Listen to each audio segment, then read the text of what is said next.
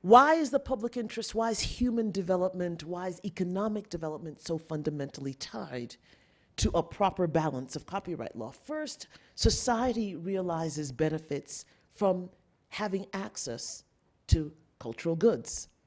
Creative and informational works educate the public. They inform the public, they shape individual and community perceptions of the world, they set the parameters of public debate. There is a social benefit that comes from having rights of access and to having a vibrant public domain. It is the balance of rights with access that leads to the development of creative and scholarly talents and ultimately to the creation of new works. Now, I would be remiss if I did not set my lecture in the context of what is happening today. Legal trends that are emerging from and connected to the colonial era reflect in the laws and in the institutions, and we see this particularly in South Africa. These laws and regulations have contributed to profound inequalities on multiple levels that have marginalized significant segments of society.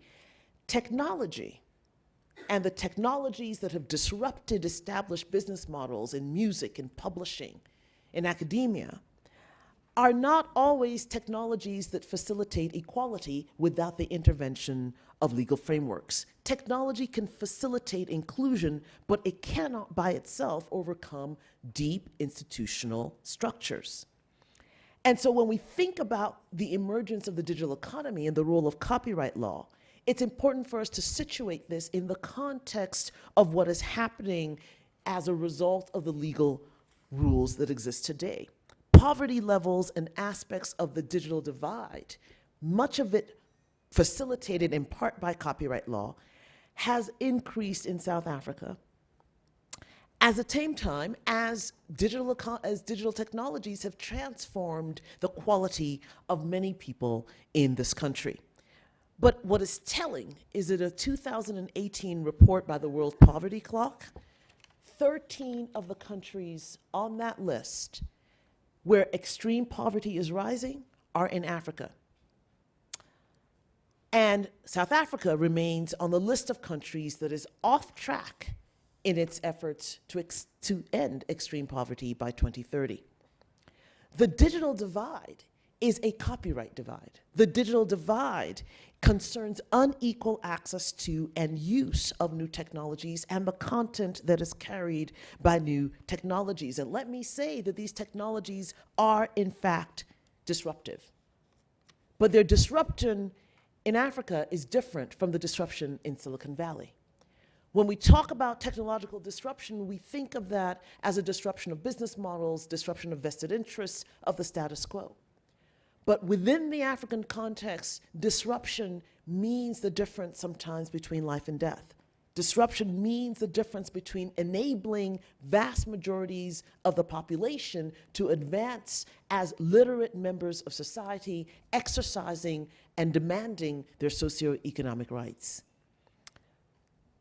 Now, when you think about what was happening during the colonial period, I think it's important to note a couple of things. And as a copyright scholar, what I want to do is set the framework for what happened during the colonial era.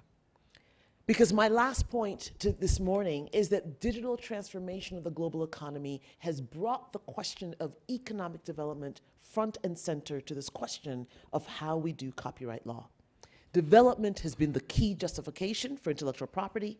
It remains the central purpose for any and all modifications of copyright law, and it is time to grapple with the colonial overhang that has influenced much of copyright law on the continent today. Now, application of the Berne Convention to European colonies was uneven. And if I could see my slides, there would be a picture of what Africa looked like after the Berlin Conference in 1883-84. Now, one of the things, of course, that you must note is that 1886 marked the beginning of the Berne Convention.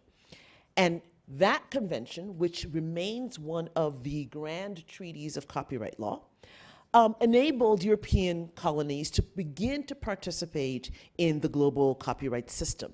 But its application in the colonies was uneven.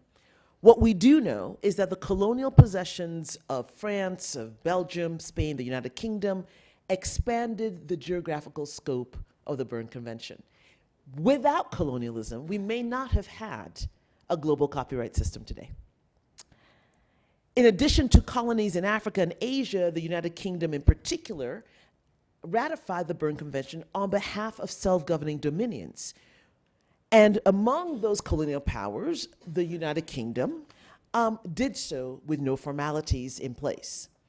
For all of the colonial powers, effective legal systems were essential to ensure effective control of the countries and to resolve disputes. Now, what was happening is that the colonial enterprise severely disrupted the practices and customs attendant to the system of formalities that already existed in the local population. And not only did it do that, remember I said that the first point is that copyright historically in the colonial era was an instrument of exclusion. What the Berne Convention did in the colonies was to add layers of precept to the application of local creativity. Many local citizens learned to read and write through the British emphasis on education, but they were limited only to what British publishers and what colonial powers allowed them to read and encouraged them to write. The amazing poem we heard this morning, drawing on Martin Luther King and Maya Angelou and Nelson and drawing on the struggles of liberation, the voices of other cultures and other creators was not possible during the colonial period. Because as much as we think of copyright as a tool of creativity and reward, it fundamentally began as a tool of censorship. And that history means that exclusion was woven in to the fabric of the legal framework. But more troubling than this, the exclusion of other kinds of works, was the exclusion even from colonially produced works. So for example, in many colonies, the British government did not allow the reproduction of British materials that was thought would over-educate local citizens. The actual repression of literary works by the colonial leadership was widespread in the African continent, and perhaps the most famous example is something called the Laval Decree. And the Laval Decree was a decree that was applicable throughout much of French Africa. It required strict vigilance of any Europeans that were carrying photographic equipment across Africa, as the French would put it, wandering around remote corners of the jungle. It restricted, importantly, Africans from making films, excluded Africans from the capacity to make films. The institution of copyright formalities were subject to the Laval Decree to make sure that no licenses or registration of films made by Africans could occur. In fact, Professor Fumi Ariwa has written that during the colonial era, filmmaking in Africa was largely reserved for European directors and producers because films were thought, and I quote, to be too complex for Africans to produce or to understand. And so these sorts of restrictions effectuated through the copyright system remain in many of the doctrines that we see today. The common copyright formalities, such as notice, publication, etc., were denied to local authors, whether they were at home or abroad. But more importantly, works produced by local authors were denied the status of protected works. Why? Because works produced by local authors often incorporated colonial laws, colonial perspectives as a mode of critique. And so right from the very beginning of its introduction in the African space, we see the role of exclusion.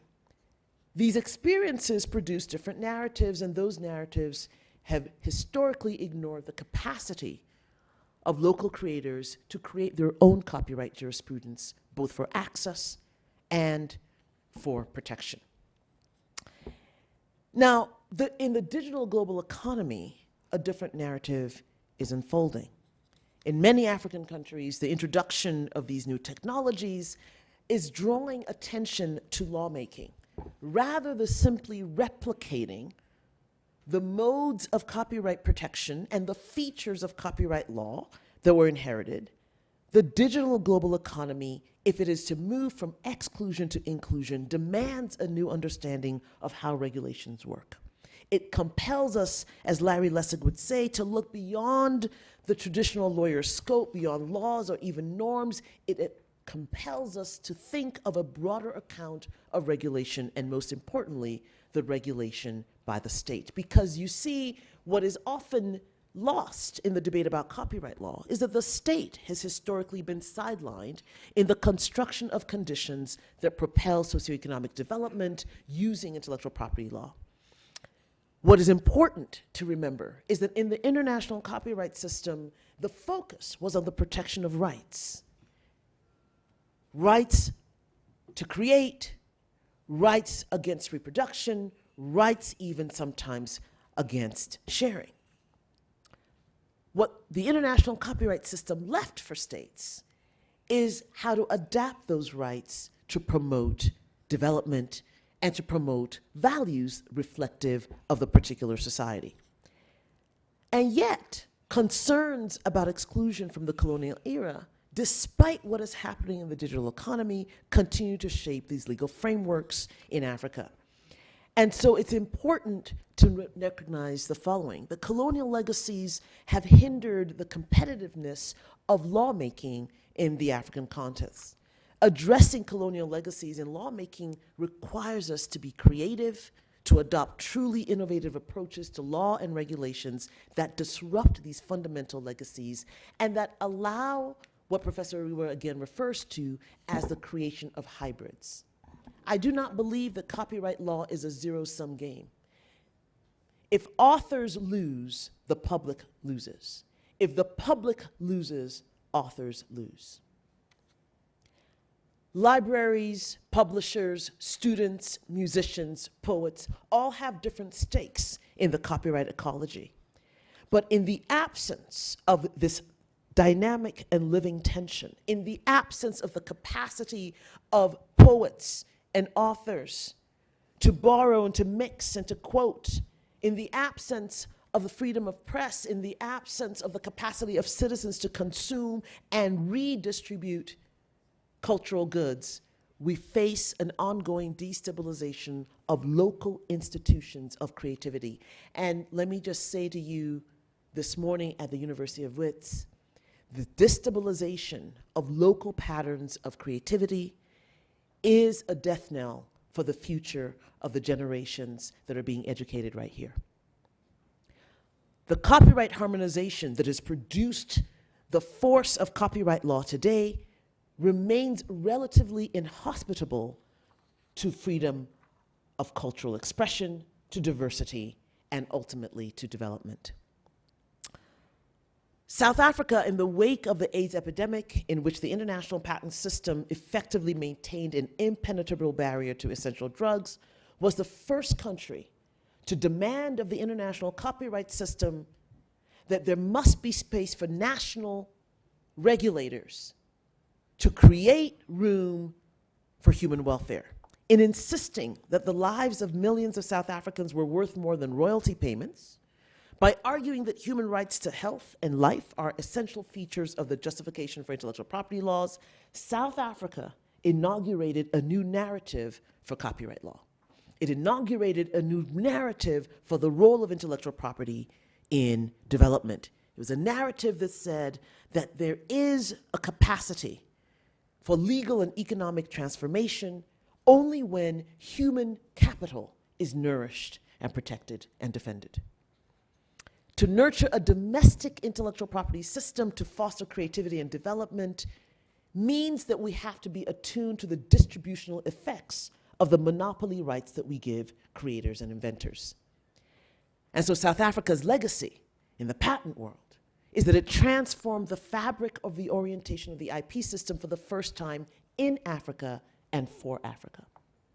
Kenya followed suit, with the Kenyan High Court declaring that the Kenyan constitutional right to health and to life needed to foreclose the possibility of a bill that would threaten access to essential medicines for Kenyans by preventing generics. Kenya followed suit. We began to see Uganda, Nigeria, Ghana begin to talk about the importance of creating at the national level the room for the right to own as well as the right to access. Remember that the international IP system says nothing about socioeconomic rights. It says nothing about development. The conceptions of the public interest that existed in domestic copyright laws in the developed countries did not translate into the developing countries. And so when today countries around Africa are looking at copyright reform, the view must not just be a North-centric view. The view must be one that looks squarely at the socioeconomic conditions impacting wide varieties of the community. Let me begin to wrap up by talking about what has been happening around the world. With respect to copyright law, what we are seeing increasingly in the global digital economy is an effort in every country, developed, non-developed, to think about the new balance between rights and access to knowledge. The fair use doctrine, limitations and exceptions that are open-ended, all play a vital role in advancing the cause not only of innovation, but of human capital formation. What is curious, I think, to note is that within the global framework, the United States, of course, did not join the Berne Convention until it was clear that it had the room to devise a range of important policy tools that, together with access to foreign literary works, helped establish a domestic cultural industry. It wasn't just that the US was waiting for the right time. What countries around the world are starting to see is that the ability to shape rules and devise incentives for the development of local content industries without the constraints of external strictures made fair use, limitations, and exceptions important to the national experience of economic growth and cultural development around the world. Copyright, let me say it again, is pervasively involved in the core areas that are prerequisites for development: human capital formation, political engagement, and competition. Let me conclude by leaving you with what I refer to as the 10 commandments of copyright for socioeconomic development in South Africa. The point is to move from an old regime to a new regime. If South Africa and any country on the continent is going to make sense of the global digital economy, there must be a coordination between the lawmaking processes that produce legal regimes about the commodification of knowledge and those very same human rights and development interests that are enshrined in the constitutions of so many of our great countries. Flexible and balanced limitations and exceptions enable individuals, not just corporate interests, but individuals, to partake of a productive economy. The point of copyright law in any country is to give its citizens, its future entrepreneurs, its institutions more voice, not less, in the formation of their culture, in the formation of their society, and in deciding their economic future, particularly in the digital environment. So the first commandment is that any copyright law without appropriate limitations and exceptions is fundamentally anti-competitive. What limitations and exceptions do is allow the building, the multi-generational building of knowledge. Number two, no country should permit conditions to prevail that will disable its citizens from realizing the fullest cultural, civil, political, and economic capacity that they possess. Number three, there is a need to strengthen South African institutions that can help to mediate the balance between property rights and entrepreneurship. Recent history shows that it is the limitations and exceptions on intellectual property that have sustained and fueled and propelled technological advancement. Number four, the balance of rights for creators and the balance of possibilities for greater innovation must be dynamic. You cannot, every time there's a new technological frontier, run back to the parliament and the president to change the copyright law. The private debates And the public engagement that is occurring must find expression in institutions that are responsible for the oversight of the well-being of the South African economy, and that includes, most importantly, courts. It is a dynamic, not a static balance. That dynamic balance in South Africa, a country that is rapidly leading the continent and engaging the world and wanting, as I saw with DTI, creating digital hubs and engaging a new generation, requires oversight. Over time, technology and societal change will change what this balance looks like.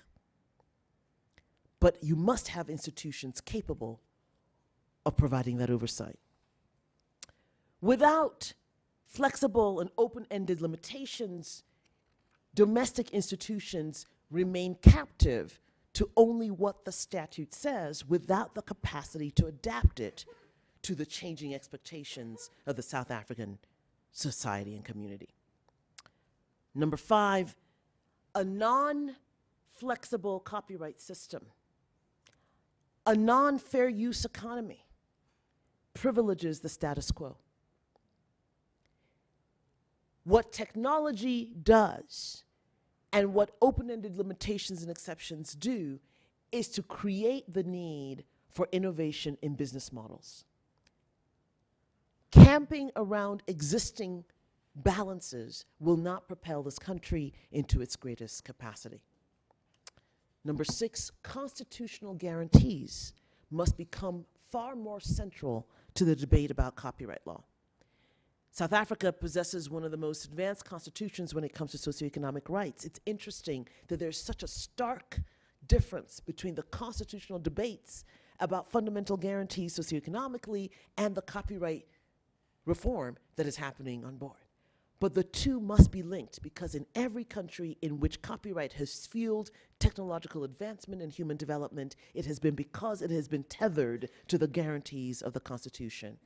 Number 7, you must remember that there are fair use markets and there are rights markets.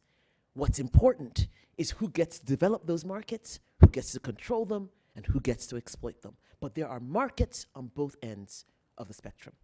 Number 8, we must remember that no limitation and exception, including fair use, is merely an adjudication between two private parties. Rather, it is an adjudication of the public's interest. What limitations and exceptions do is that they allow neutral institutions to make decisions about what is in the public interest rather than reserving that decision to private parties.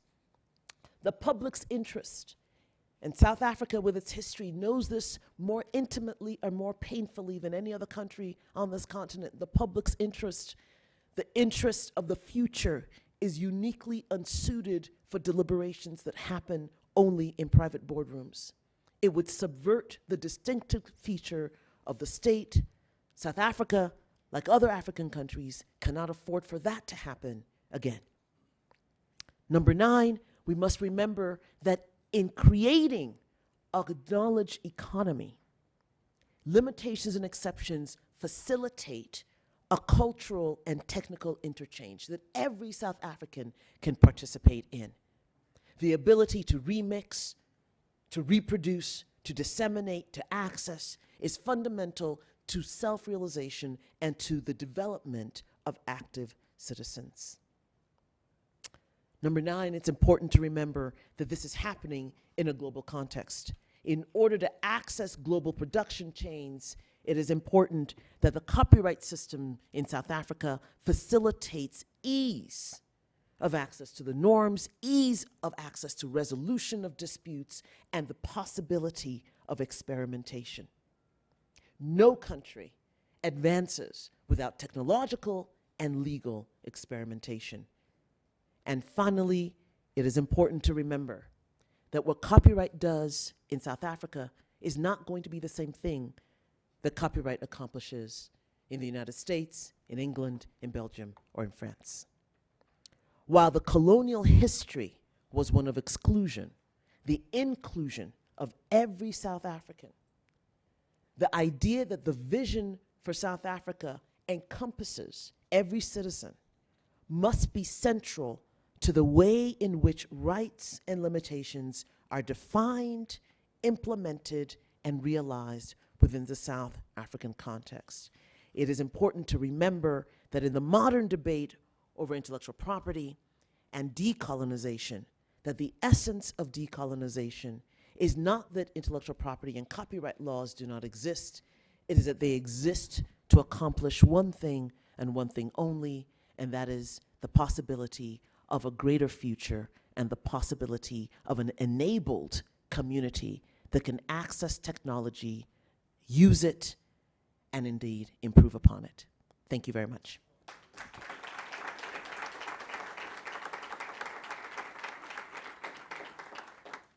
Thank you. Is my mic on?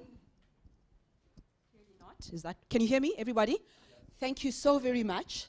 So much food for thought, so much inspiration, and so much to debate. And we will do just that in a moment.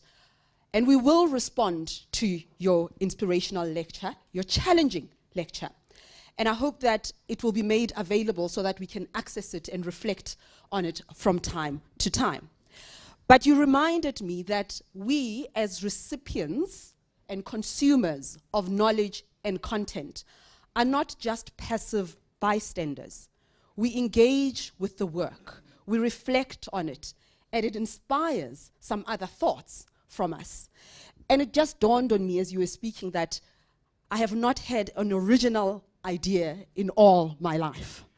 My entire career as an author, as a broadcaster, as a talk show host, I have not come up with or invented or communicated an original idea. Everything I've done over 2 decades has been a response to, an interaction with, an inspiration by something someone has said, written, or created. And so, does that take us to fair use? And what is the healthy balance, legislative balance, that will protect but inspire fair use? So that, as you said, giving us content on decolonization, we cultivate new voices and we move from exclusion to inclusion. I want to tell you a funny story about my journey on radio. My program manager, when I first started, used to call me in every day and saying, Reedy, you are doing this wrong. Stop saying to the listeners, it is open line. Say, our lines are open, call us now. Then I'd go on air, and I'd always forget. Hello, everybody. Welcome to the show. Open line starts now. And then I'd get called in again. Reedy, it's not open line. Just tell the listener that the lines are open. Now, all over South Africa, radio shows are starting with an open line. But then I hear that it's been happening everywhere else. There is a show on NPR called Open Line. So whose original idea is it? We don't know. The jury's out on that. We'll start our debate in a moment. We'll have more speakers. We're going to hear from Judge Zek Yakub. He's going to talk to us as well. Professor Daniel Mashawi is going to talk to us. We've got Mugwena Maluleke. He represents the teachers, the education sector, and I think the people on the ground. We'll get to that in a moment. But Ben Cashton, who creates all the trouble everywhere he goes, he's going to introduce the film that we're meant to watch 30 minutes ago, and then we'll get going with our discussion. Oh, sorry. Ownership. Your 10 commandments, Ruth, were so inspiring, and I think we need to reflect on those, and definitely I think those give us grounds for a very good debate, and I hope there are people opposed to those 10 commandments who we can debate with today, because I think that gets to the essence of our debates around the new copyright bill. You said the absence of fair use protects the status quo in the country. We want to show you a little film that we made as Recreate South Africa before we get into the debate, and it was made by Tabiso Bengu, who's sitting there, which brings voices from around the country of people who are trying to use fair use to challenge the status quo, either to access their rights or to be innovators, entrepreneurs economically in their fields and professions. I don't know if you guys, if you want to watch the film, want to come sit on the front row, but it's a 12-minute film. Are we, technical team, are we able to play it now? Thank you. Have we got sound?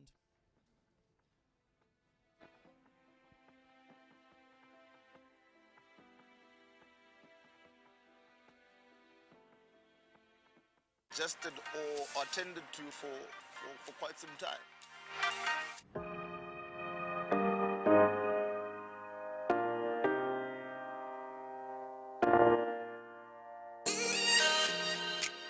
My name is Douglas Scott. I'm an editor in Wikipedia. Been an editor for 10 years now, and Wikipedia is the 5th largest website in the world. It is an online free encyclopedia. So I'm taking pictures of these statues for use on Wikipedia to illustrate the articles relevant to these statues, right? So, for example, an article on the waterfront. So I'm allowed to take the photographs, but due to the way the current copyright law is written, we're not able to put them on Wikipedia. So panorama, this is a panorama. What you see before here is a panorama. But what we mean by freedom panorama is the ability to take photographs in a panoramic type of setting, which is to say, sort of in a public space.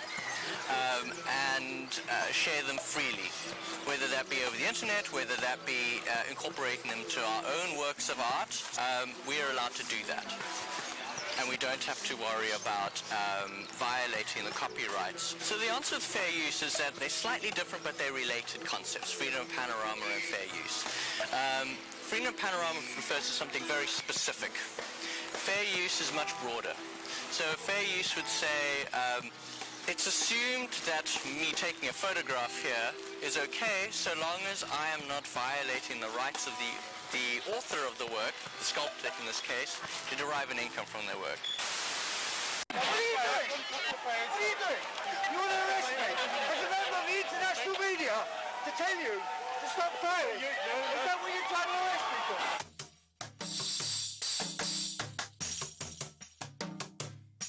Yeah, I was making a film about coming home to South Africa. One of my first big films, born into struggle. We arrived at the airport here at OR Tambo, and we were questioned by Reuters, and I wanted to get access to that material. And that cost me 700 Rand at the time, which was a lot of money 20 years ago, and actually 35,000 Rand to buy. The image of me and my father talking to camera about returning to South Africa. Oh, it was fantastic. I feel really great. A bit nervous, you know. Don't know really what to expect, and there's a lot of work to be done, and a lot of people to be seen, and I want to play my part in that process. Now, lucky enough, the project was well enough supported where I could just about afford to pay.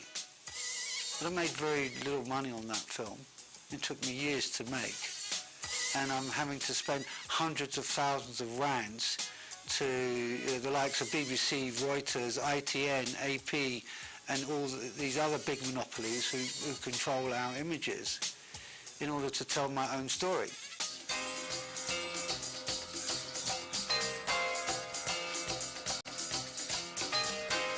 I'm Denise Nicholson, the Scholarly Communications Librarian at Wits University. The copyright reform that is happening at the moment is to address the very outdated bill that we have. I think we must remember that universities are producers of information. They publish, they use information, they distribute information, they teach with information, they do research, so they're producing new knowledge. So we don't want free anything. Fair use has 4 criteria which you have to meet before you can copy, and not everything is fair.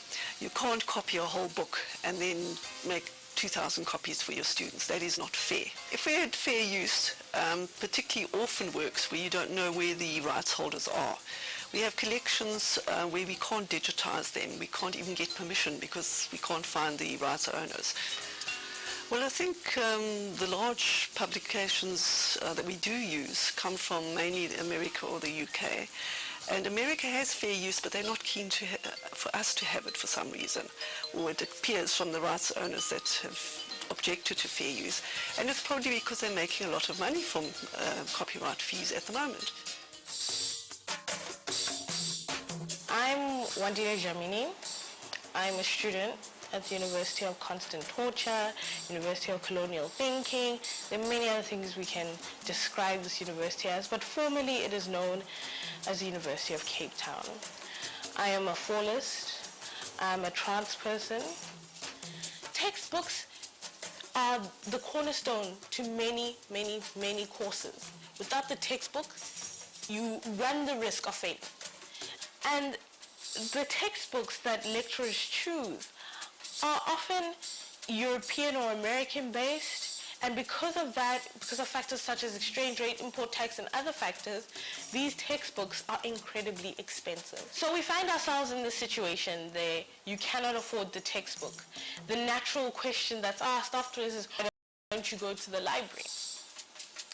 The issue with that is that the library is not sufficiently funded. So now it becomes this process of those who can't afford the textbook need to enter a sharing process.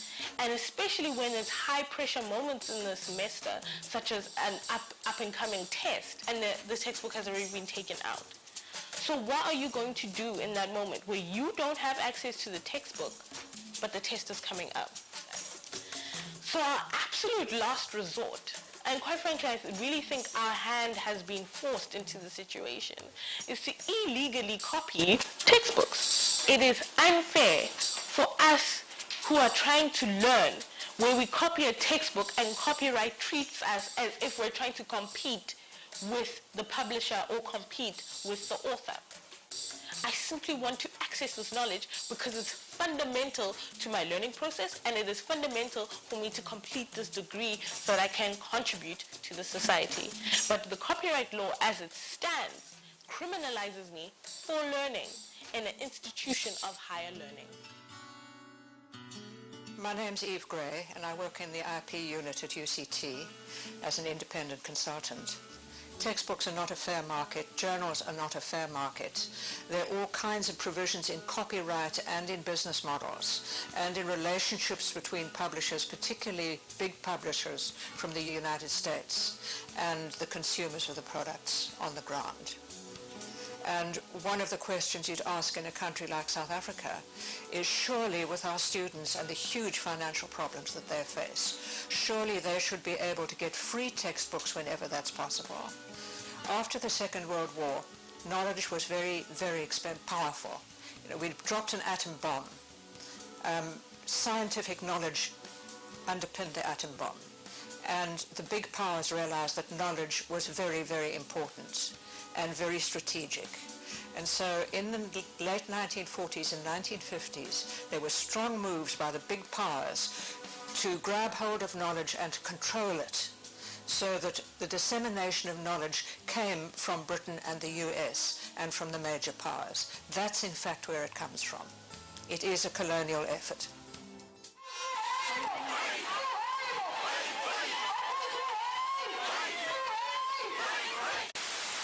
We should be clear that we're not here out of our self-interest. We're here because our founding mandate is to defend and advance freedom of expression and the free flow of information and access to information. That information shouldn't be locked up and privatized.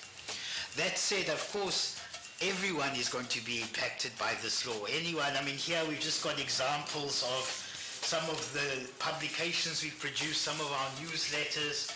Very often we're drawing on the intellectual property of others, photographs that have been taken in marches, in public spaces, and it's very important for us that there needs to be a fair use clause that allows public interest use of intellectual property so that we can produce the kind of popular education material that we rely on to build this campaign.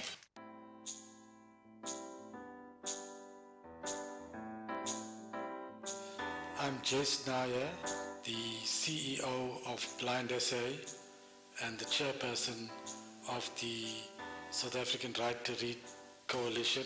The process of producing an accessible format first meant that we needed to get the license or a approval from publishers or the rights holders to produce that book in an accessible format. Fair use would allow us firstly to make sure that the book is available in an accessible format. And it would also allow us to share across borders. For example, The Long Walk to Freedom was produced by Blind Essay, but we couldn't share that with the world.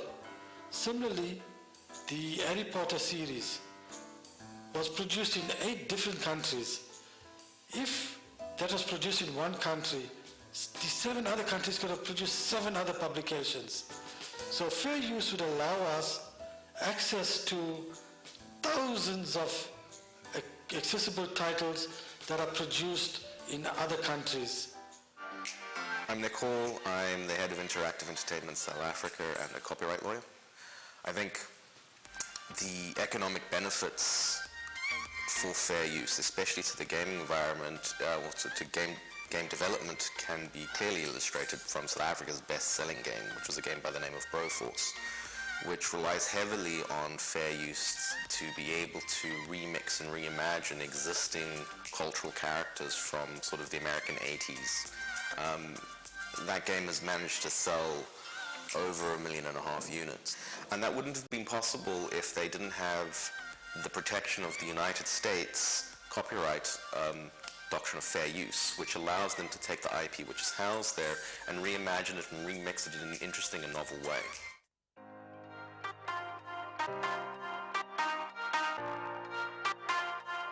I'm flying in a public space. So, hence I was saying earlier on, they need to broaden the fair use clause. I can't narrow my lens.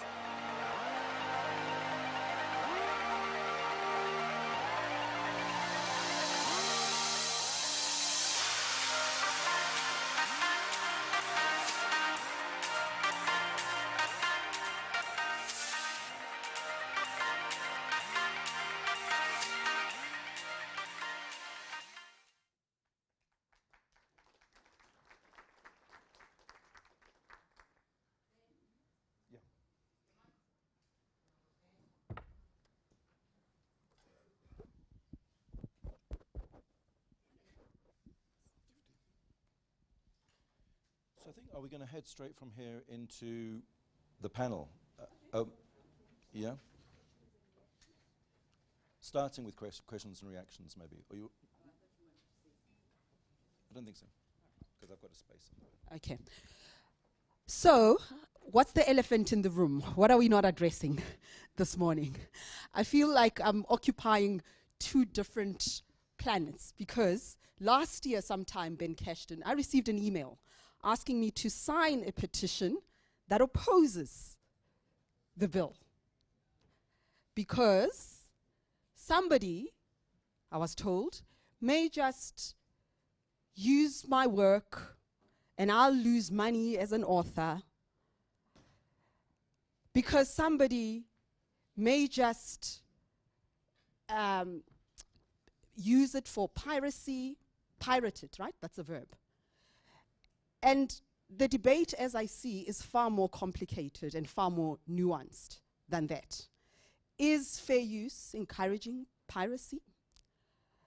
Does fair use deprive the creator of the proceeds or the funds, the authority over his work or her work? We don't all have the same understanding, the same access to knowledge. So this is the moment for questions and perspectives. I love your enthusiasm. Absolutely love your enthusiasm. Is there a roving microphone somewhere?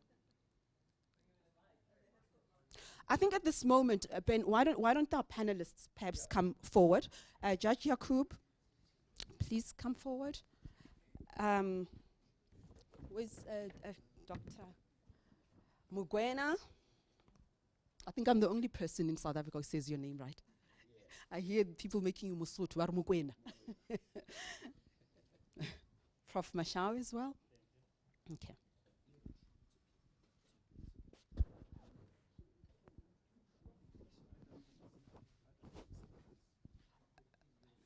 Okay, let's just let our panelists settle, and then we'll give you a chance to ask your questions, all right?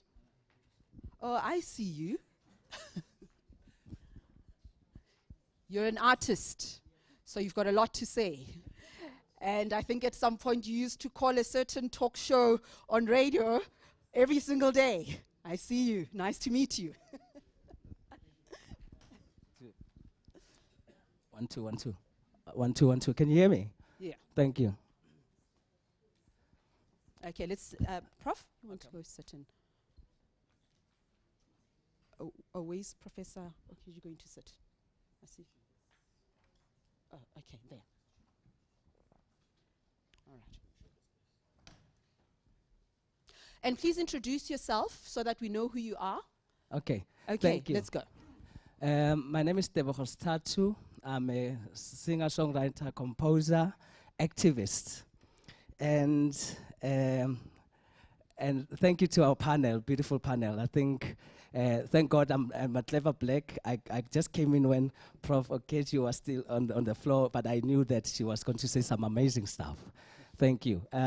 Ready? As long as you're not applying to cross-examine me, I'm fine.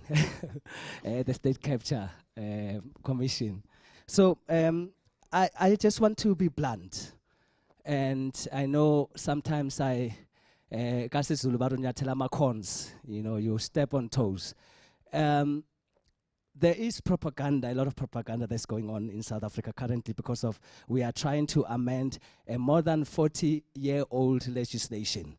And for obvious reasons, people want to keep the status quo. People are using fair use, which I believe is a smoke screen, to want to block the president to assent to the Copyright Amendment Bill. And why do they want to do that? I must also mention that I'm a convert. I'm a born again and I'm a convert.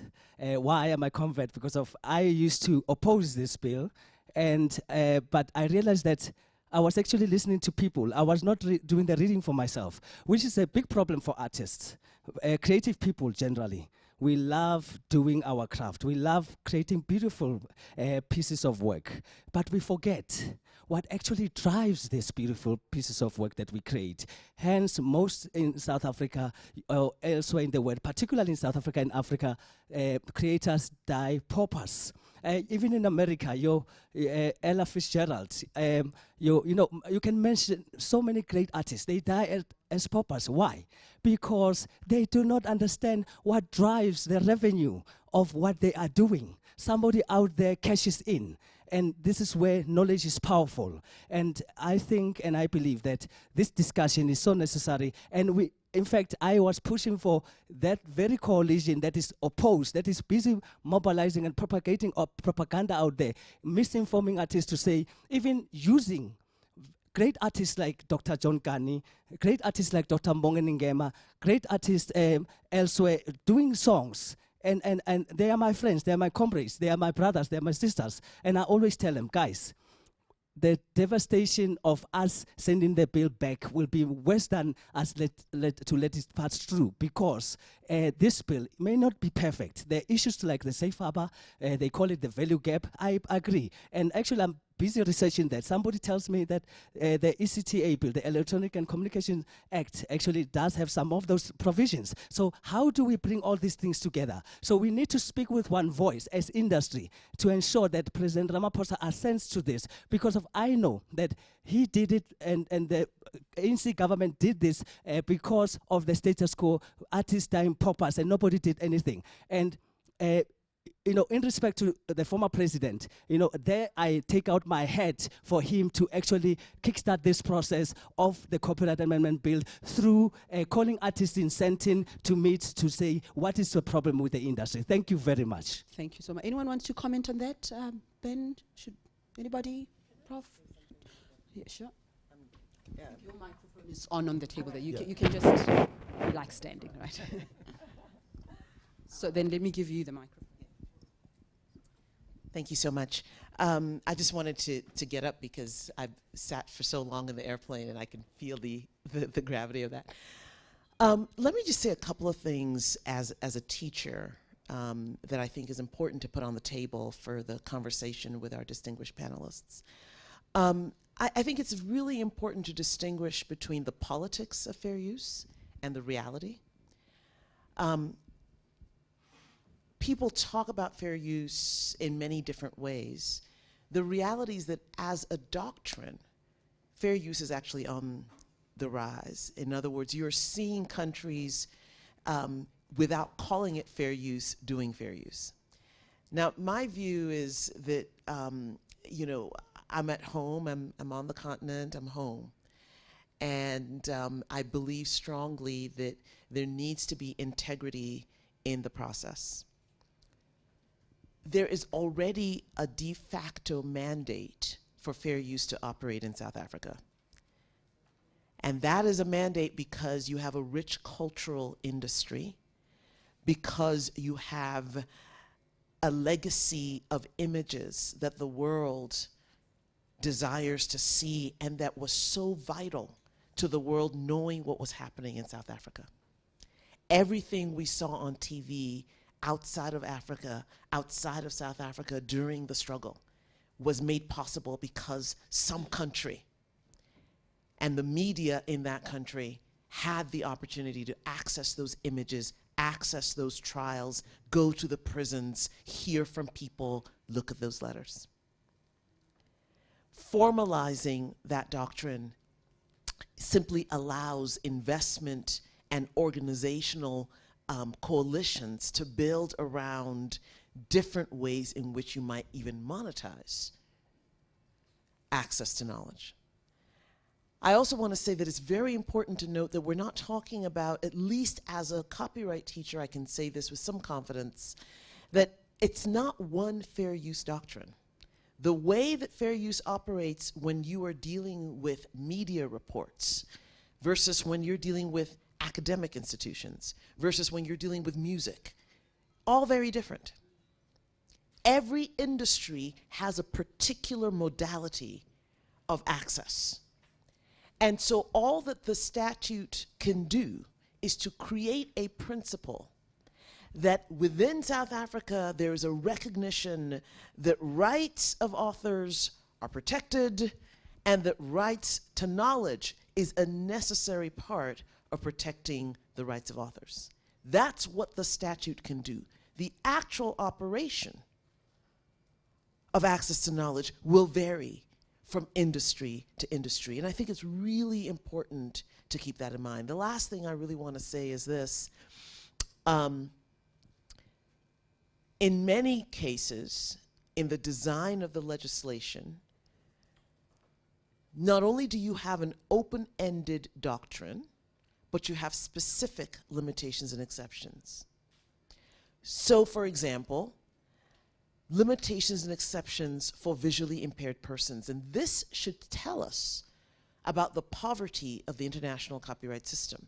The fact that we needed to mobilize over a number of years to create an exception for people who are visually impaired to be able to access knowledge is not, thank God for the success of that movement. But it is a travesty that in this day and age, the battle for visually impaired persons to access knowledge required the degree of tenacity to overcome the resistance to that.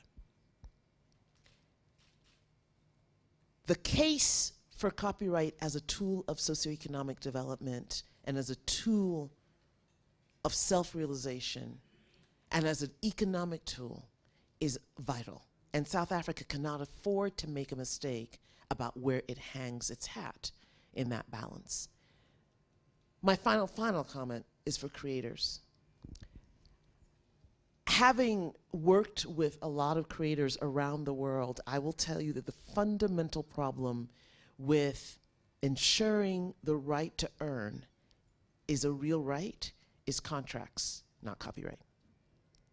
Many, many, many creators sign away their copyright, sign away their ability to really generate income because of the power imbalance in the industry.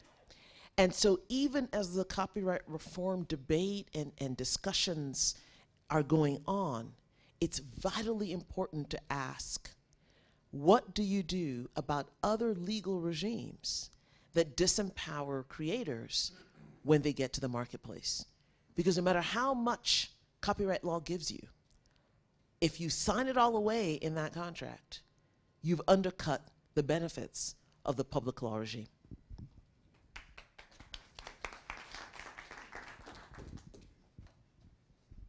Thank you very much. I think we do have Wits Press here. We'd love to hear from you as well. Your contributions to the debate, your comments. You're here? Okay. How many microphones do we have to share around? How many? Oh, on the table. I haven't been. Huh? Are we not? We're using this one. Okay, just okay. Be somewhere nearby. I think the back is way too far. Maybe somewhere in the middle of the room. Okay. Oh, there, it's working. Yes, we can hear you.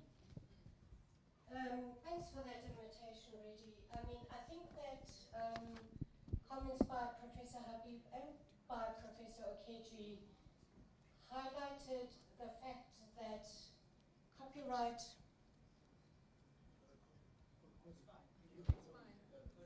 must I use this one? Okay, so I think Professor Habib and Okeji both spoke about the tension that exists between access on the one hand and protection on the other hand. And in fact, Professor Okeji said it's a tension that cannot be resolved, right? I think from the point of view of its university press, and I'm not speaking on behalf of multinational publishers or even the publishing industry generally, I'm speaking about Wits University Press. So our mission is to make knowledge produced in South Africa available and accessible globally.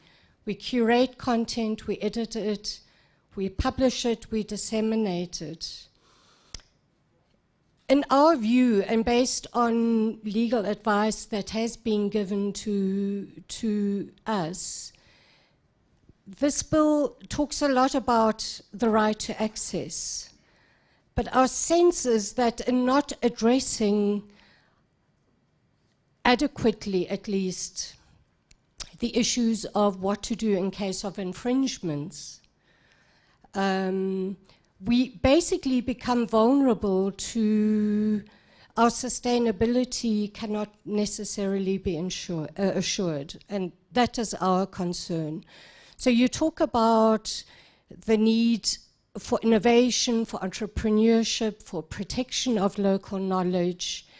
Yes, of course, those big multinational corporations, there's a huge power imbalance, they're much larger, they have business models that are, you could argue, exploitative.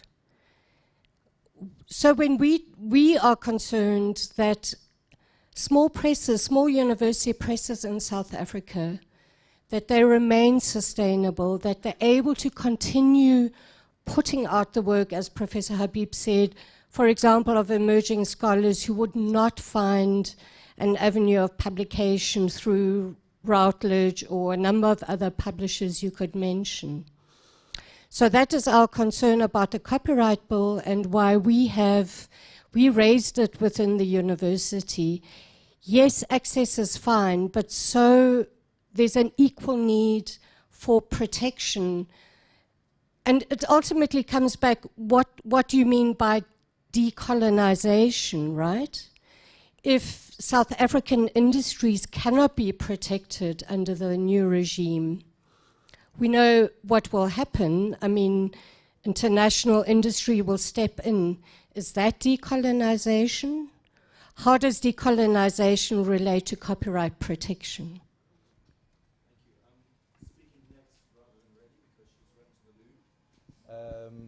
And I think I'm next on the list to make an input, so I might make a comment and then start to make my input to kick off our discussion. But I wanted to ask one thing, which is, we heard from Wits Press, and I think we should engage very much with your concern. Just interested to know how many other folks here are very deeply concerned about the copyright bills and about fair use, because we've had the letter that went to Reddy is part of quite a big campaign by something that we believe now is called, what is it, the Coalition for Effective Copyright? Is that what it's called? So is there anybody who is associated with the Coalition for Effective Copyright who has a problem not just with the sustainability of Wits Press, but with the whole approach being taken in the bills, the whole incorporation of fair use and all of that yourself? So maybe we hear a few more voices that are challenging this perspective, and then we can respond a little bit to those. Good morning, everyone. My name is Tato. I'm from DARO, the Dramatic, Artistic and Literary Rights Organization. Let me for a moment speak in my personal capacity for a moment, but based with some knowledge of what the coalition's position is. Just to build on what was said by Wits University Press, one of the challenges of fair use as adopted in the bill is that it's not accompanied by the same, counterbalance that you have that in the American version, which is penalties for infringement. In other words, you are now given a new right, but no responsibility with it. And that is what kind of tips the balance away from the producers, the publishers, the people who invest money into the process. If they're in a position where they're going to invest their time, their creativity, their resources into producing something, and they have to navigate their way around fair use without any sort of assurance of what their rights are in this process, that's like a major impediment to the meeting of the minds when it comes to the next stage of this. And just to add a little bit on what Professor Okeji was saying, she did say that the digital economy compels us to look beyond the legalistic view of things, to consider the context and the reality on the ground in South Africa. The reality on the ground is that, for instance, Wits University Press is one of the many publishers in South Africa. Unlike in the developed north or in other countries, educational publishing accounts for between 70 and 80% of what is produced by our writers, as opposed to 50-50 balance in most countries. And working from DARO, I can tell you that over 90% of that is used by educational institutions like WITS. So we will receive license requests for them to copy works for the students, and most of these license requests are for course packs, resources, and items like that that go into the teaching process. Aside from the fair use clause alone, there are specific exceptions, and there's a specific exceptions, I think it's section 12D, which permits an educational institution to incorporate copies made of your work as the creative into their resource packs, their course packs, and that will not amount to infringement. Now, if 80% of your income comes from a course pack, and there's a specific exception that says that will be there will not be an infringement because it's for educational purposes, you have to pause and think, exactly what do I do now as the writer of a textbook, as a writer of a study guide for schools? We have publishing institutions that publish only for high schools.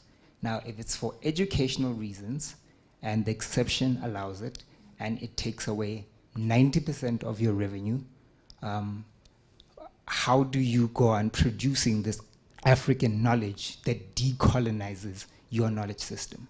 So these are just some of the worries. There are multiple worries, but these are just some of the key ones that affect DARO specifically when it comes to literary works. There's others that affect us when it comes to dramatic works, like a play.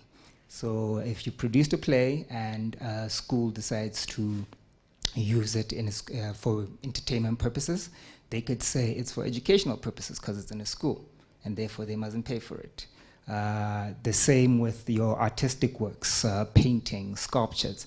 To what extent can you allow your class to adapt or copy somebody's work without infringing on their moral right to that work? Never mind the right to get income from you reproducing it, but this artist created this work. And if you can say it's for education, scholarship, or what's the other word, study purposes, you can copy it without their permission. Now, I know it adapts from work to work, from industry to industry, but you have to realize that the words are there, and at some point, you as the user, in other words, anyone in South Africa, are going to have to interpret it for yourself. And your interpretation might be far from the truth.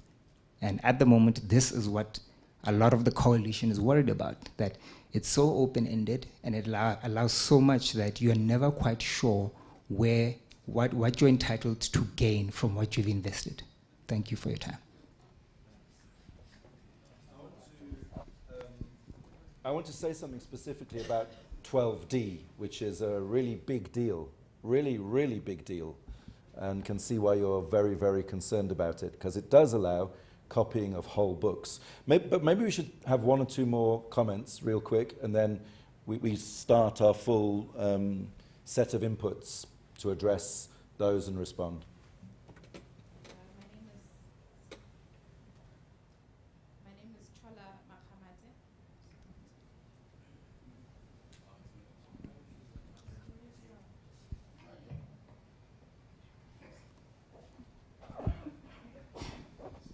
Good morning, my name is Chola Makhamate. I'm from the Southern African Music Rights Organization.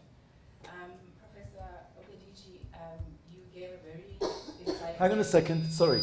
We do need to use that other mic, don't we? Otherwise we don't have a recording of what's being said. Sorry, we're having some technical problems today. It wasn't coming through the speaker. Okay, now it's working. There we go. Okay. Thank you. Just to reintroduce myself, Chola Makhamate, Southern African Music Rights Organization. I was just saying that you gave a very insightful, thought-provoking talk.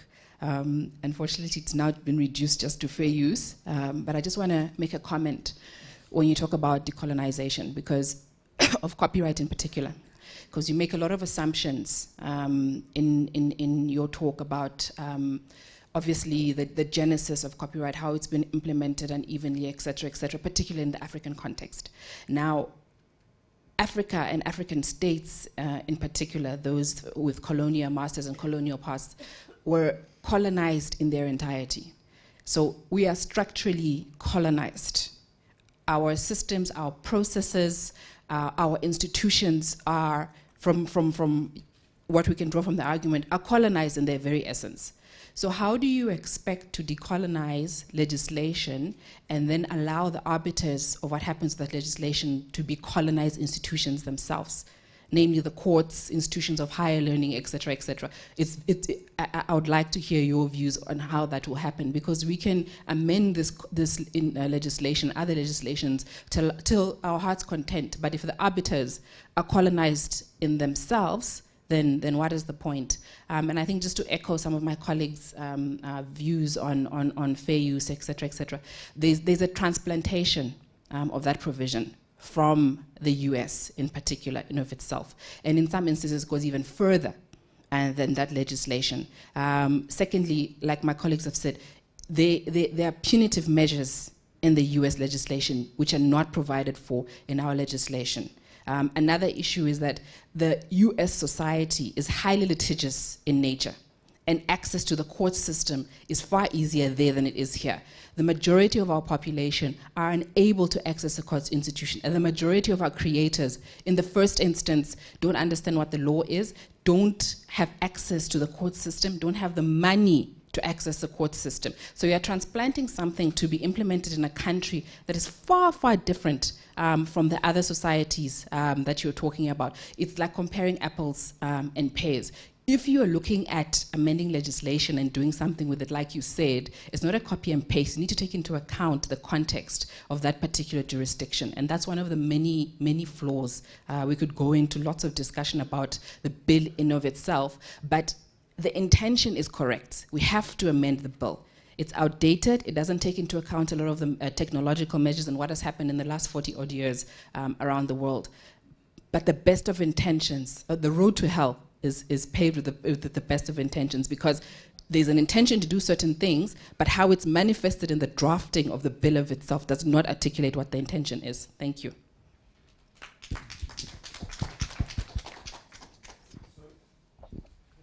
That we start our contributions, those who haven't spoken on the panel. I'm sorry. It's brilliant that we have Samro and Dalro both to have spoken, and Wits Press. I'm sorry. May I just say one or two things? I'm from the music sector.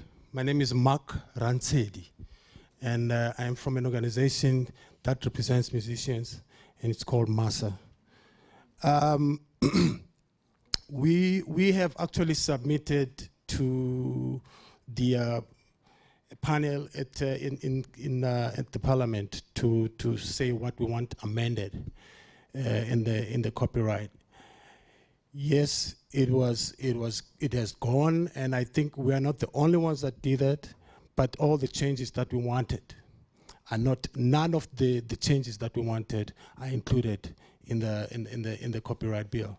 And that it is still with the president and not signed. We, in this music sector, are agreeing with that. I beg to differ with my colleague, of which, though, I'm pretty sure here and there we agree. Most of the copyright bill is okay.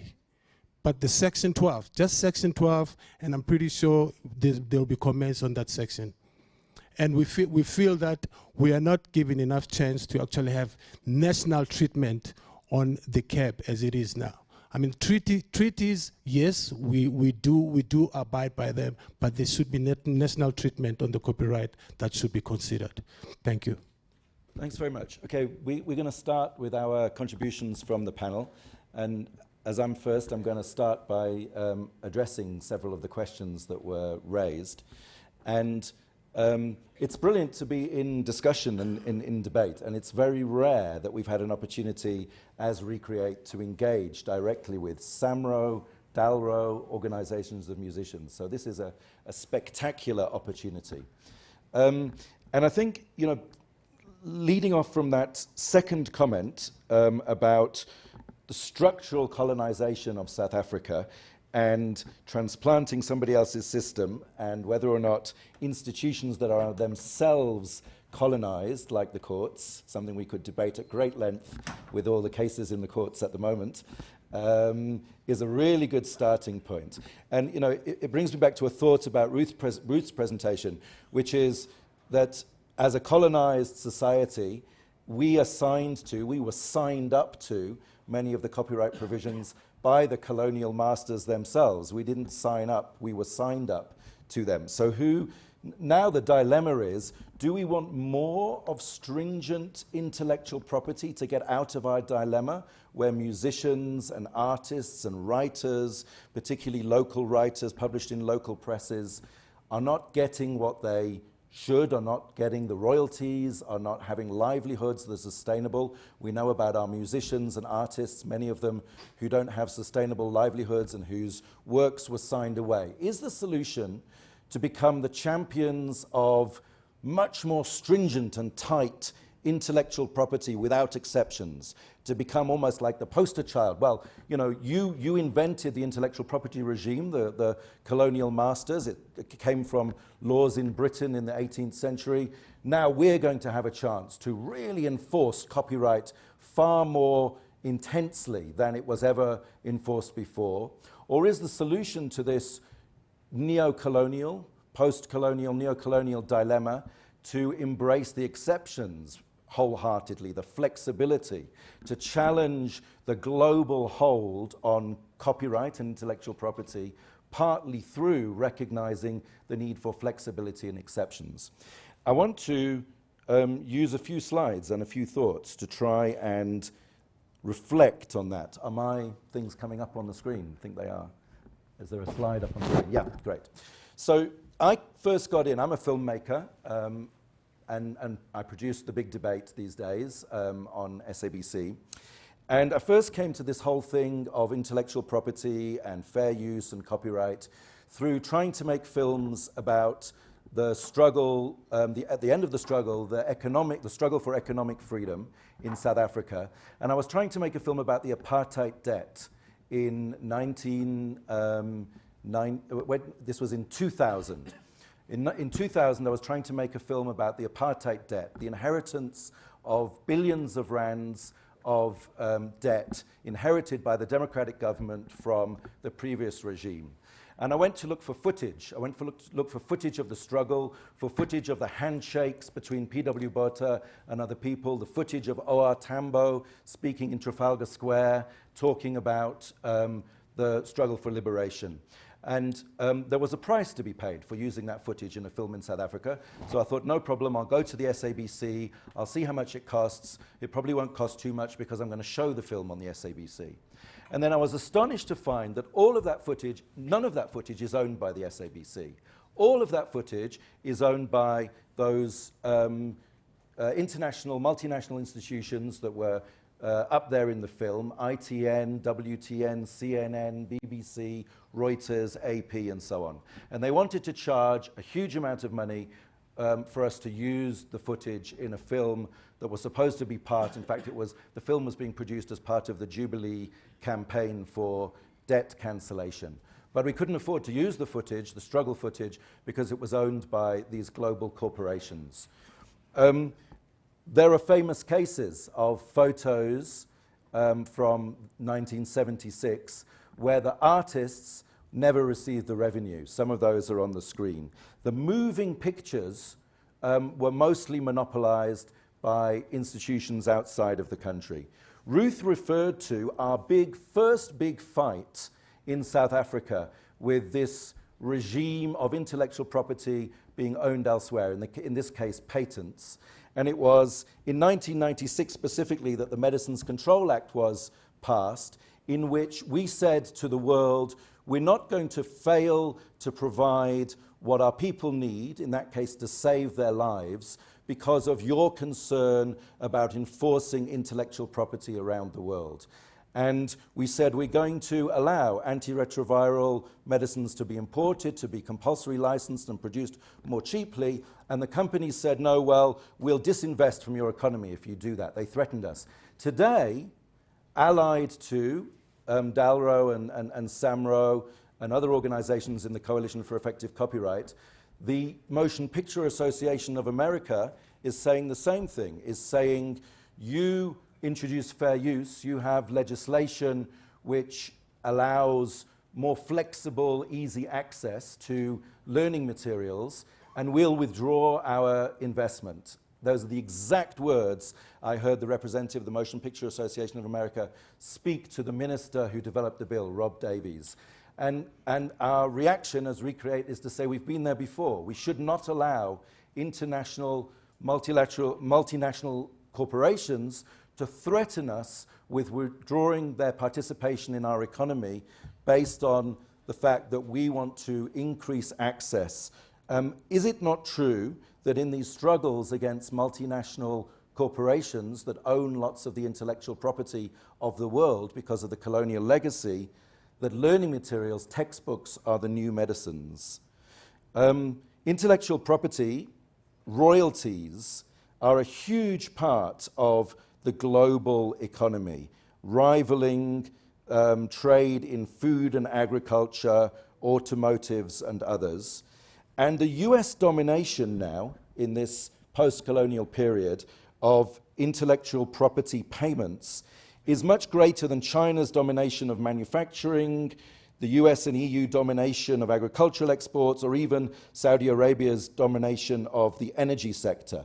The US gets 40% of all global payments for intellectual property across the board. Where's Africa in payments for intellectual property? Look down the list and try and find Africa as a recipient of payments for intellectual property. You'll find it's a little component of all other, doesn't even get a mention or a name. So this is the colonial legacy in money terms that we are facing. academic publishing is one of the sectors that we're trying to debate with Dalro and others. You represent many of those institutions that produce the writers and the publishers that produce academic publications. And we think that the whole system of academic publishing, particularly in journals, is a rip-off, as mentioned, as termed by George Monbiot. It's a perpetual financing machine for the profits of 5 publishers, 5 large global publishers of academic journals, who, largest amongst them, Elsevier, had revenues of £2.5 billion, an increase in profits, and profits of £1 billion just under last year. Translate that into rands. So the reality is that our academic institutions are fighting against these huge global multinational monopolies. And we have sympathy for Dalro when it's representing the small presses and the writers, the South African writers. But the difficulty is that you're lumping everything together. You're telling us, don't challenge the monopoly hold and the prices charged to our institutions by anybody, by any publisher. And we do need to challenge the monopolies that charge completely impossible prices for academic institutions to pay. And you'd think that WITS maybe or UJ would be first amongst those to challenge those monopolies. Well, of course, given neo-colonial power relations, it's very difficult for WITS or UJ, Adams left now, to stand up to Elsevier and the global academic journal publishers. And it's actually the University of California in LA and some of the Scandinavian universities that have gotten together and pulled out of this global scam of a few, a small number of extremely large multinational academic journal publishers getting so much revenue. It's not just that those companies have a monopoly, but it's the inequality of our society that makes it possible for them to price published works in South Africa at a much higher price than is paid even in the United States. Never mind just adjusting for cost of living, before you even adjust for cost of living. So this is not, you know, Big Mac dollars or whatever they call it. This is before adjusting for cost of living. The Long Walk to Freedom in South Africa is just twice as much on the face of the book when priced in US dollars as in the United States or the UK. And why? Presumably because the publishers, most of whom are the big multinational publishers, are only interested in selling to the 1%. Only interested in selling, I don't know in South Africa, Patrick Bond, if it's the 1% or the 0.1% in South Africa that they have to worry about selling to, but they've calculated that at $20 per book, they can make more money selling to the 0.1% probably than if they price books much, much cheaper and sold to the majority of the population. So 15 university libraries spend R1 billion on learning materials. Textbooks for many individual South African learners can cost 6,000 rands a textbook.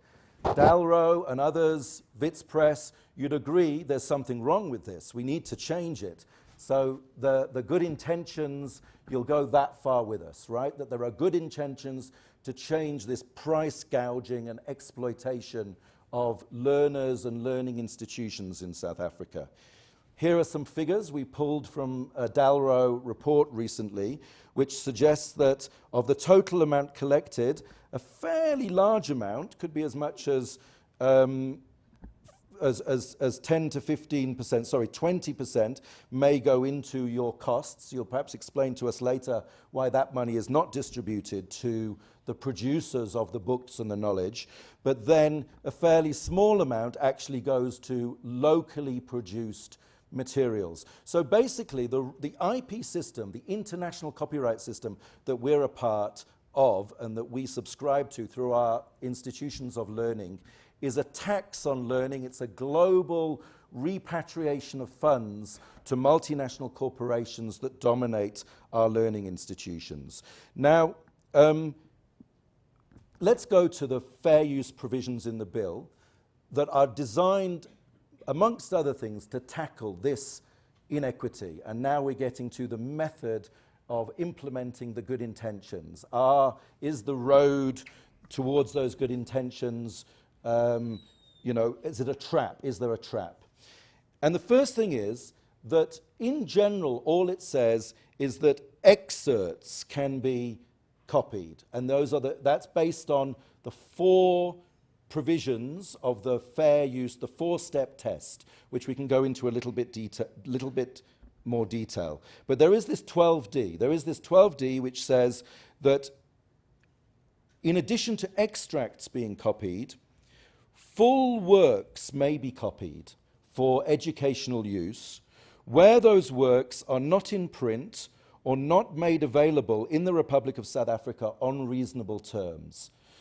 So we have to turn that back to you and say, Dalro and the Coalition for Effective Copyright, do you have a problem with legislation that says where a book is completely outrageously priced and could not be accessed by more than perhaps the 0.001% of the population, that copying the whole book might not be such a bad idea, even if it challenges the business model of the publisher and even if it challenges your revenue? This is the question we have to put to you, is that not both a good intention and actually a well-implemented provision of the bill that says where there is unreasonable price gouging to sell to a small section of the population, let's use exceptions and limitations to copyright to bust open the monopolies and to give you a warning shot that says, think hard about how much of the money is actually going to local authors for transformed learning materials and how much is being repatriated in large chunks to global publishers. So that's what the bill says, is that where there are works that are unaffordable, completely unaffordable, or not available at all, that's when you can copy whole works. In the music industry, the bill does a lot to try and tip the balance back towards musicians and artists. In fact, as Tusi said at the beginning, leave aside the fair use provisions of the bill, there are about 10 other provisions in the copyright bill that try and tilt the balance towards creators, writers, producers, musicians. We'd love to sit down with any musicians who feel that isn't there in the bill and discuss it in more detail. But when it comes to this famous case, just to use that as an example, of Solomon Linda, whose work Wimaway was never properly remunerated to him, who got 10 shillings as illustrated in the recent film that was made about him, and Disney has made at least $15 million. It took an archaic provision in the existing copyright legislation to try and redress that. The copyright that he signed away never reverted back to him, because there was no provision in South African copyright law that copyright reverts back to a musician. The new bill that we're trying to get the president quickly to hurry up and sign so we can all benefit from it, so we can bust open the doors of learning and help musicians and creators, has a reversion of copyright to musicians after 25 years. That's probably not enough, but it's better than previous legislation. In the music industry, you'll know, if you're representing many musicians and artists in music, that it's the record labels that are the big enemy. The record labels are the real enemies of distribution of royalties to musicians. Because unless you dispute these figures, Samro, unless you dispute the figures, you'll know that something between 60 to 70% of all the income in the music industry still, despite the digital economy, still sticks with the record labels. And a tiny bit is shared by the musicians themselves and their agents and lawyers. And even when it comes to streamed revenue, we think that Google and YouTube and Spotify and all the others don't pay artists enough. We'd like to join a campaign to challenge those streaming services, but still it's the record labels that have a monopoly on income. So we're worried about the intermediaries. We're worried about the publishers, the large multinational publishers, the record companies that claim to represent creators. We're worried about intermediaries like the two who spoke today, Dalro and Samro, because we read that you don't return enough of the money that you collect to those who are members. So we are very, very happy that inside these bills are provisions to ensure that you are democratized. And I'm sure that part of the bill, Samro and Dalro, you would support, wouldn't you? You must support a call for you to be democratized because you represent musicians and authors. No, we'll give you a chance to respond. But I'm sure you would support any bill that says your members must have more say in how your revenues are used. Your authors must have more say in how the royalties collected are used within the institution. We're a bit confused about how Dalro appoints its executive committee or board, because when we looked it up on the internet and we looked for who appoints the board of Dalro, it says the board of Dalro appoints the board of Dalro. Anyway, just to wrap up, we think that in the bill, as Recreate, there are a bunch of provisions that are good for creators and that challenge these monopolies and challenge the intermediaries. We're calling you intermediaries, I'm afraid. You'll respond to that. And these address the right to earn, the right to own, and the right to create. And my last word is I don't think there's much debate about the right to earn and the right to own. We all want that for artists, for authors, for producers, for creatives of every kind. The debate is about the right to create, this fair use thing that bashes open, that throws open the doors of learning and challenges the monopolies. And I just want to say, how can you create without using? I think we should start all of these meetings when we are creators by admitting, like in Alcoholics Anonymous, I am a user. We are all users. We are all building on the backs of others that came before. President Cyril Ramaphosa, some of us who are very worried about, some of us are hoping that the new dawn will finally arrive. The invoked new dawn would never even have been spoken if the president did not invoke his free use to quote the words of Hugh Masekela and the music and the lyrics of Hugh Masekela. He didn't have to go and license that from Dalro or Samro before he was able to give his speech. So let's have a new dawn and let's have a balance in our copyright regime and break up the monopolies. Thank you. Okay, so I'm just petrified because I just remember working on a show with you and that gentleman sitting there, Tabiso. We were doing a show on toxic masculinity. Did we not begin the show with Beyonce's If I Were a Boy? Would Beyonce come after me now? Oh, okay. I get it. We went for it. Oh, but I don't know if we should admit it in current company. Okay. All right, this is what we're going to do. We do have a program, so I would like to stick to it. And we anticipated that as more speakers put their positions and arguments on the table, it would stimulate more counterpoints and debate. So there is provision for you to respond and for you to debate. I think that let's just stick to the program and give our various speakers a chance to make their contribution. If I'm not mistaken, I think it's Judge Yakub next, right? Okay. Zach, if you could. Timing. How much time do I have now? Because I understand it is getting a bit late. 10 minutes. How much? 10 minutes. 10 minutes. 10 minutes. So I've got to start by saying that, address the colonization debate, and start by saying that most people who oppose change in any country at any time approach it on the basis that as long as it happens to others and to other people, and other people make a contribution to change, it is fine. Most people instinctively think, not for me. As long as I am not impacted upon, it is perfectly fine.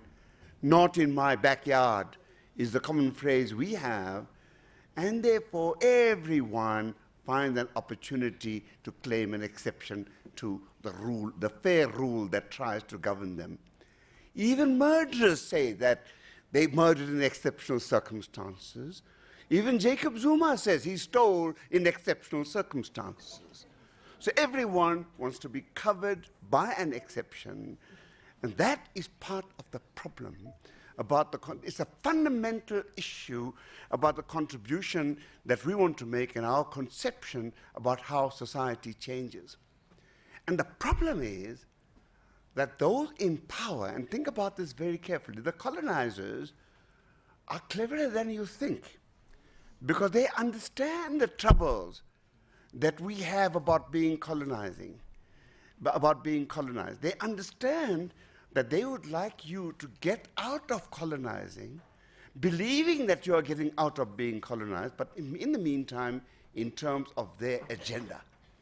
So ultimately, what the more powerful people do, and publishers are more powerful than writers, etc., etc., etc. What the more powerful people do is preserve little interest for people here and there to keep them in their place, with the result that the whole system is designed to benefit them. And I think we need actually to understand that.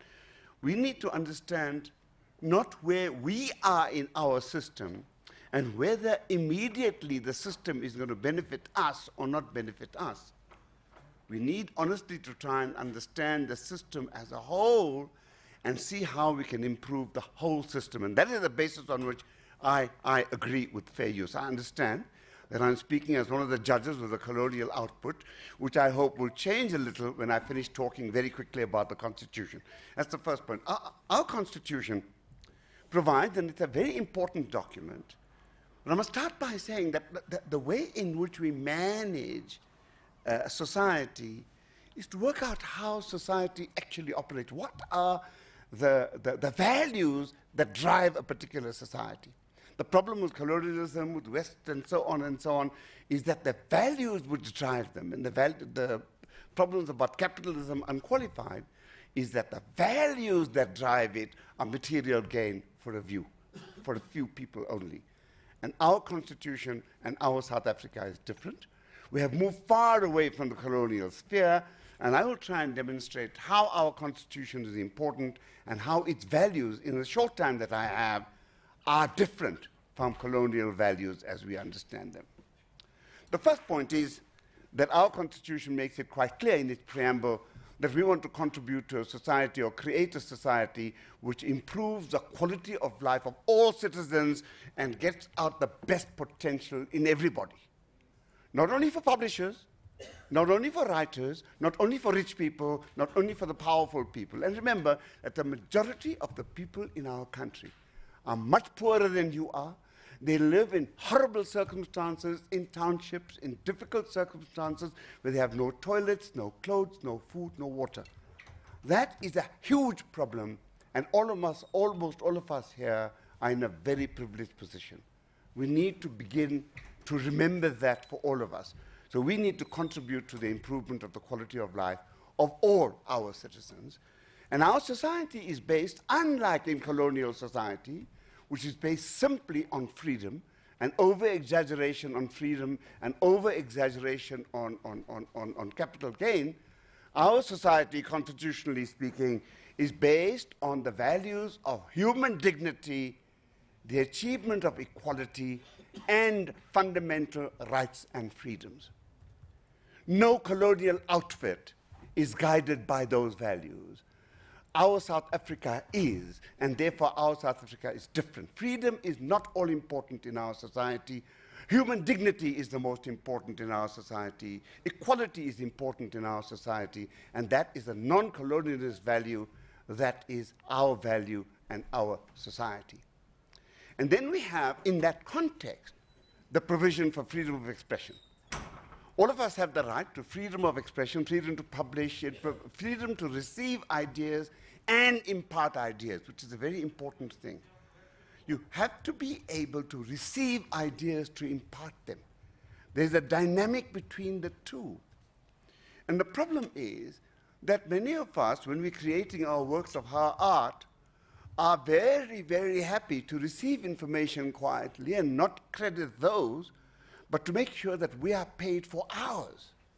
So I would, if somebody says to me, okay, I am prepared to pay for every piece of information I receive exactly what they want, regardless of how expensive it is, and then people must pay for mine, I have no trouble with that. But they say, because I'm poor and because I'm the victim of colonialism, I will not pay, but they must pay me for mine. There is actually something wrong with that, and we need to be careful. There is that dynamic between receiving information and imparting information as far as our freedom of expression provisions in our Constitution are concerned. And this applies to academic freedom, it applies to everything. But the most important thing about our Constitution is all these rights can be limited. Not limited in the interest of colonialism, not limited in the interest of capital development, not limited in the interest only of publishers or of writers or of creators, but all the rights, including the freedom of expression rights in our Constitution, are limited by a law of general application, and the limitation of the rule must be consistent on a society based on human dignity, equality, and freedom. Not on a society based on freedom alone, and that a society based on human dignity, equality, and freedom is our society. It is highly inconsistent with a colonial society at any level. It's highly inconsistent with the West. It is highly inconsistent with many societies. We have a society which is committed to the improvement of the human condition. And my own view is that fair use is consistent with human dignity, equality, and freedom, and tries to achieve the appropriate balance to the extent that it is appropriate to do so. And it is not true that the balance is not achievable. Quite obviously, and I don't think that's what Adam or anyone else meant, because really, the process of achieving a balance between competing interests for the benefits of humanity as a whole, to ensure human development on a broad scale, entails sacrifices from all branches of humanity, hopefully less from the poor and miserable than from the rich and powerful. And remember that most of us are rich and powerful here compared to poor and miserable people living in the township. We must never forget that. But it implies a sacrifice from all of us to create a human society. We want to create a human society in which ideas can be imparted. The balance is not unachievable. The balance is difficult, but it is a dynamic balance. It's a different balance at different times, depending on the power forces at play, depending on how hard civil society fight for their rights, depending on how powerfully publishers are allowed to negotiate in the sphere, depending on how strong other aspects of society are. And the stronger every aspect of society is, the balance we get, as long as it is a balance consistent with human dignity, equality, and freedom, with human development and the imparting and the receipt of ideas in relation to the proper development of our society. And I believe that fair use does impel that balance at the moment, which is to develop a civilized society, civilization as we understand it. Let us move towards that, because that is the only way in which we can contribute to a society ultimately in which we value all human beings for who they are, weak or powerful, strong, not so strong, gay or lesbian, rich or poor. Thank you very much.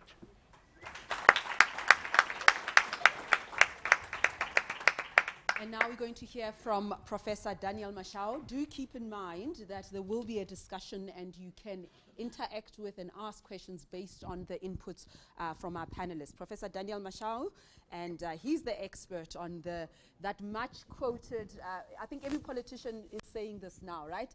The fourth industrial revolution. Every politician never ends their speech without saying the fourth industrial revolution. And yet when you apply for a government job, you still need to fill in those Z83 forms and go and post them and go in queue and all of that. And he will speak to us about growing the information economy and how this fits into our theme this morning.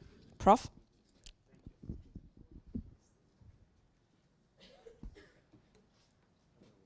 Thanks, Reddy. No, not tomorrow. Thanks, Reddy. Thanks for being invited to this a workshop or discussion. I have really learned a lot. I'm glad it's not copyrighted, so I'm able to come in here. I really enjoyed all the presentations. I've Justice, I've learned a lot, and thank you very much. I'm just going to speak around the issue of the fourth IR. A lot more on it because I have 10 minutes and I wanted to keep to the time. Yeah. Okay. The agenda of my presentation will be talking around what is the fourth industrial revolution, and you'll understand maybe why I include this, because I think understanding the three components of the fourth IR, which are the technologies, the fusion of the technologies, the business models, and the new values. I'll look at innovative business models quickly.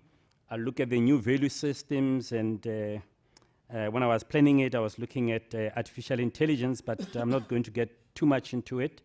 And the reason I wanted to talk about new value systems is because I wanted to link the issue of copyrights to those value systems and what the fourth industrial revolution is doing.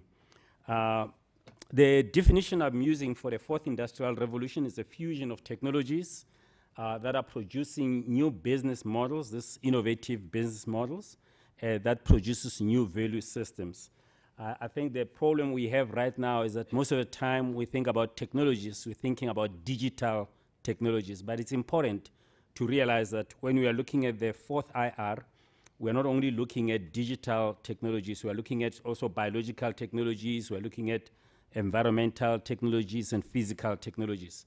Actually, looking at some of these technologies, such as CRISPR, on the DNA, you realize that we are really at the beginning of the fourth industrial revolution. CRISPR is used to change the DNA, and someone in China has already created babies who have a different DNA from all of us, because what this guy was able to do was to make sure that these children who were going to be born, they can't catch HIV/AIDS, because the father was HIV positive, the mother was not, and he recreated this. But what he has done is now going to be something that is going to go throughout the human generations, because it cannot be reversed. Well, maybe it can be reversed, but reversing it would cause HIV/AIDS. So you look at just where CRISPR is now, where we are able to change these things and say what's going to be happening in 10 years, 20 years, with the ability to do that. Yeah, okay, there's a lot I can say about it, but it will take more time. So I'm saying that the technologies of the fourth industrial revolutions are those. We're looking at artificial intelligence as one of the digital technologies, blockchains, the technology that gives us digital trust, mathematically proven trust. Before, you had that analog trust. You trust somebody because either they were, come from the same place, or you are somehow related. Now, with blockchains, we are able to create digital trust, where you get people, you are able to deal with somebody else, and you can prove how much that trust is. This is a business model, and I'm using this because I think it will explain what I mean by innovative business models. This is what is called the Osterwalder business model. It's, you can essentially put any company into these 9 blocks and be able to understand how this company is working and what it will be able to do. Now, I'm saying the fourth industrial revolution is those technologies, the fusion of those different technologies that creates innovative business models. The current business models are usually, talking about partners, you're talking about human beings, you're talking about processes and customer relationships, you're talking about trust, channels, you're looking at roads on how you deliver your products. But the fourth IR, because of the fusion of those technologies, is replacing some of these elements and creating innovative business models. And these business models, you probably know a lot about these companies that 20 years ago they never existed, but now you have the world's largest taxi company that owns no vehicles, and it's the ability to do that is because of changing the elements in that business model, in changing those elements of who are your partners, what resources do you use, how you take risk, move it from one place to the other, and so on. Yeah, okay. So we have, for example, Airbnb, which is the largest accommodation provider, but owns no real estate. And what has happened there is it's trust, being able to move risk from where it was before and move it to a different place and be able to deliver resources. As you might have looked at my biography there a little bit, I worked for the state IT agency, and we were very interested in some of these business models where you deliver services without owning the resources now, and that's what's going to be in the future because of the innovations of the fourth IR, that you are able to deliver a service without owning the resources. If you look at Airbnb, you would not have allowed a stranger to come and sleep at your house, but with Airbnb, you would do that, and you'd know a lot about them. You know there's a trust system that's been created around why this guy comes to sleep at your place and offering you your place. Okay, so the new value systems now that come out of those business models, they are very interesting, and they're raising interesting value issues. I was attending the Competition Commission of South Africa meeting, and they were looking at, how do you define a monopoly today? The definitions of somebody being a monopoly would have included issues of market dominance and being able to set up exorbitant prices, being able to control the market. What does it mean in this new day and age when you have the Amazons and the Ubers? What does it mean when you have a company that has never made a profit? Do you still say it's a monopoly? Are they owning the market? What does anti-competitive mean when the products are given for free? I just put it in quotes because there is a way of doing that. And there's also very interesting issues of ownership if you look at your own DNA. Now, your sisters' unborn great-grandchildren, you have their DNA. So do I really own my DNA that I have now? Because if somebody were to do any experiments on it, or maybe the insurance companies want to know about my likelihood of catching cancer at 57 and so on, now you sharing this thing with even people who are not yet here on earth. So does it mean you own it, or they own it, or do you give them a right? There's a very interesting case that was solved last year of the Golden State Highway killer, and how they were able to find this guy via someone who's related, they're related by the great-great-great-grandfather connection. That's the only connection between the guy who's caught and the guy who put in their DNA in an open source place for DNA.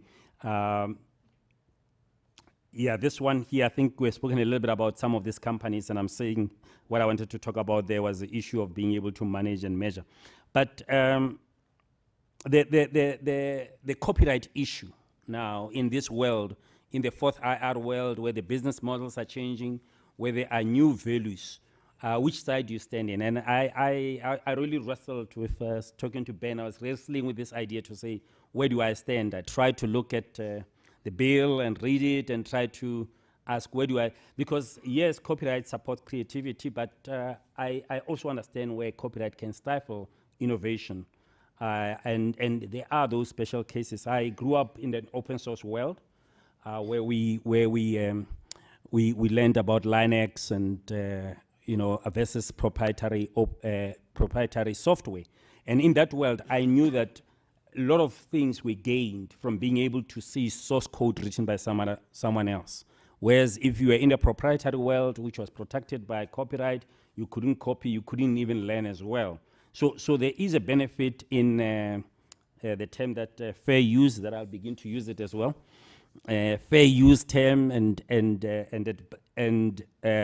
the issue of reward for the work that has been done and fair use.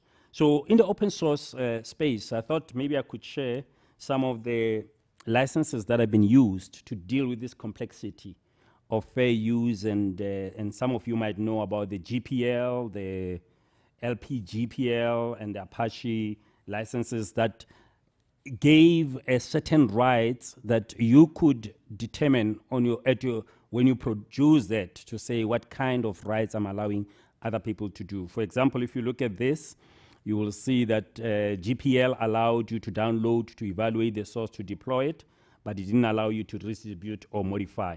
And there were things like maybe the Apache one, the BSD license, which allowed you to do all of those things. And I'm wondering if in this space, is this kind of a model that operated in open source is something that could be looked at. There are some more of those different licenses which allowed some rights and didn't that, and whether something like this could be what we might need to look at. But I will leave all of these things to the experts, and I've really enjoyed the debates and hearing the views that colleagues have mentioned. In conclusion, I really seriously think that we can do something with artificial intelligence. I didn't speak more about it because of the time, but it brings in a lot of interesting things. The areas colleagues are mentioning, the people are mentioning, the decision layers that have to be done, where some special cases is some things that we can do very well using AI. Thank you very much.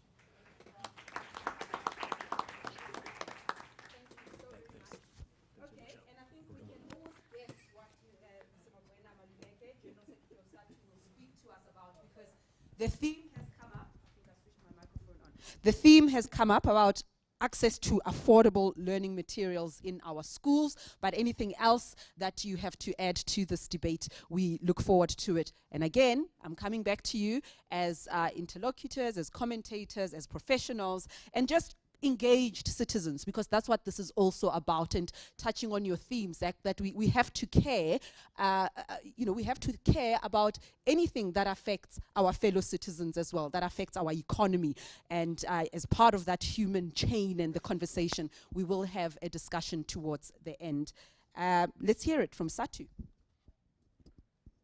All right, should be okay. Maybe the mic is copyrighted, so I needed to find out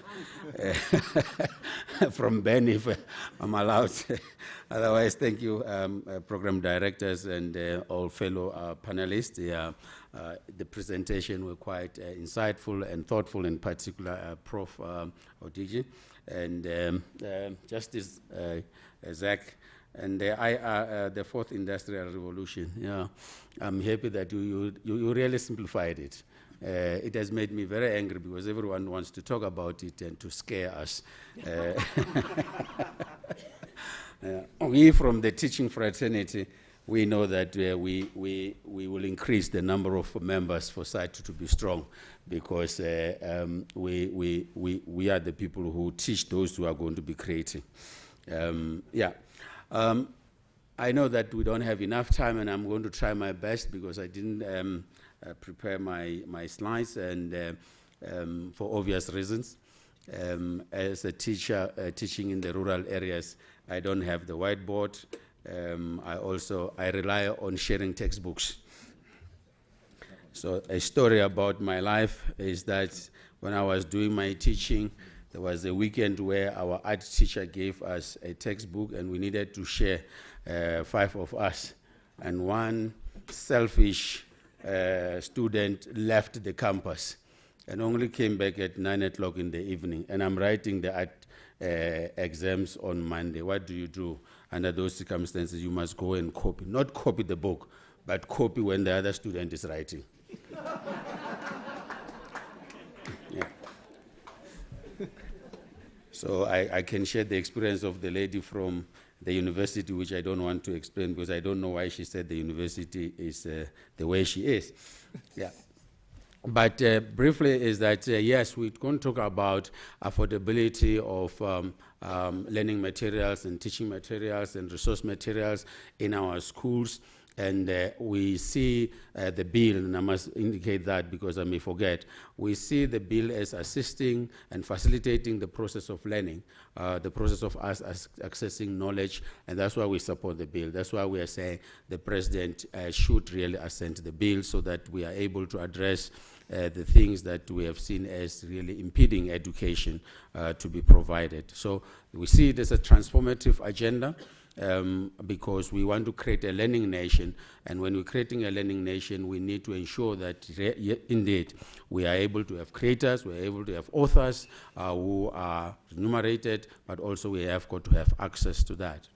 So in the context of social justice, it is about access to education to everyone.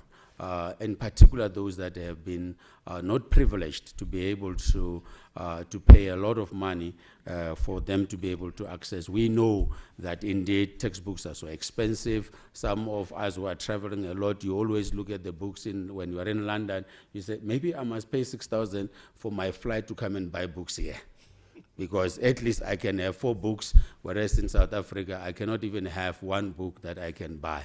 But when I'm on the other side, I'm able to do that. So we'll talk about that quickly. So it's about for us, is that education really is a fundamental human right, and therefore we have got to have access to that. Now, many of our United Nations rapporteurs have reported about this, and they have characterized the right to education as a human right, but also they have come up and really emphasized 4 aspects.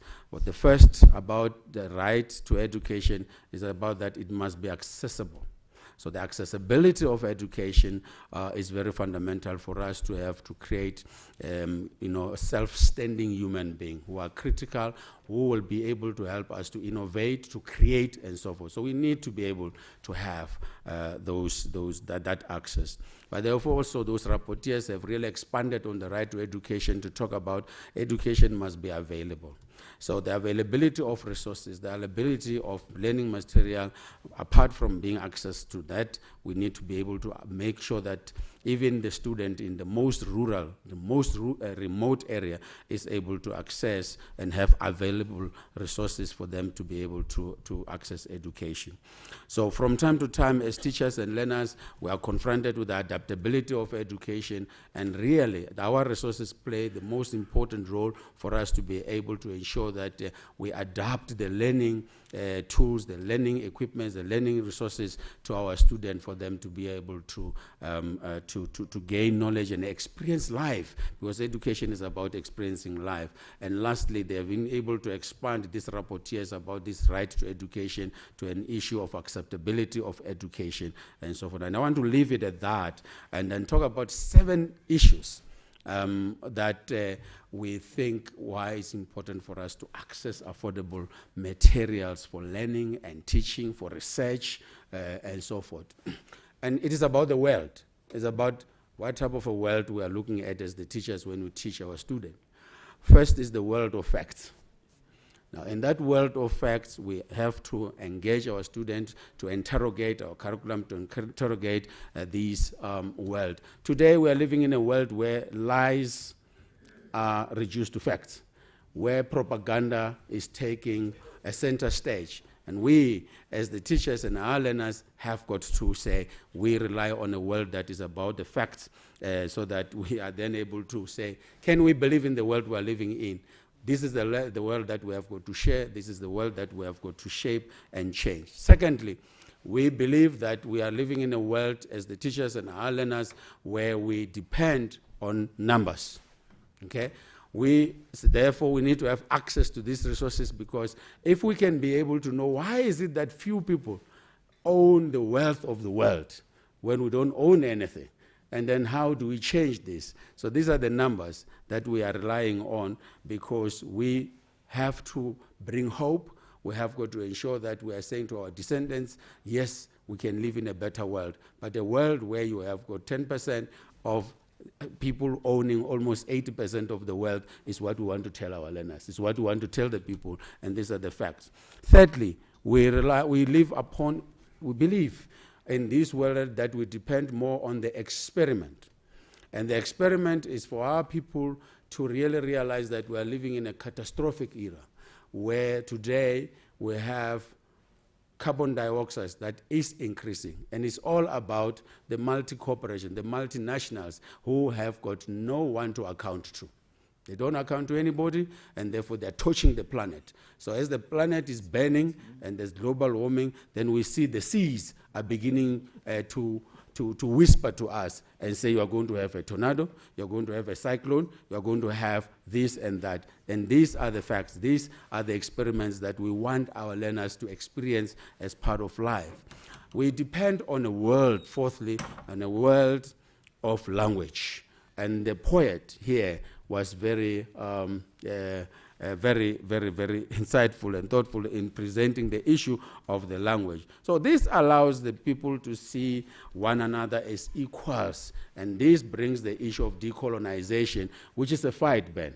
It's a fight that if we take it up, we must be prepared to understand the enormity of that fight, that there's going to be a fight back when you say decolonize the economy, decolonize curriculum, decolonize copyright, decolonize everything. It's a fight that we must be prepared to fight, to take it up, and we need facts. We need researchers. We need everybody to show that this is what is necessary for us to move on. So the issue of language is very fundamental for us as teachers and our learners, because we can access science, we can access knowledge through our language. And clearly is that our indigenous knowledge, our African languages have not been developed to the extent that we're then able to access this information. And we believe as the teachers and our learners that having access to these affordable resources and learning materials will afford us to be able to invest in the languages that we do. Fifthly, we depend upon a world of culture.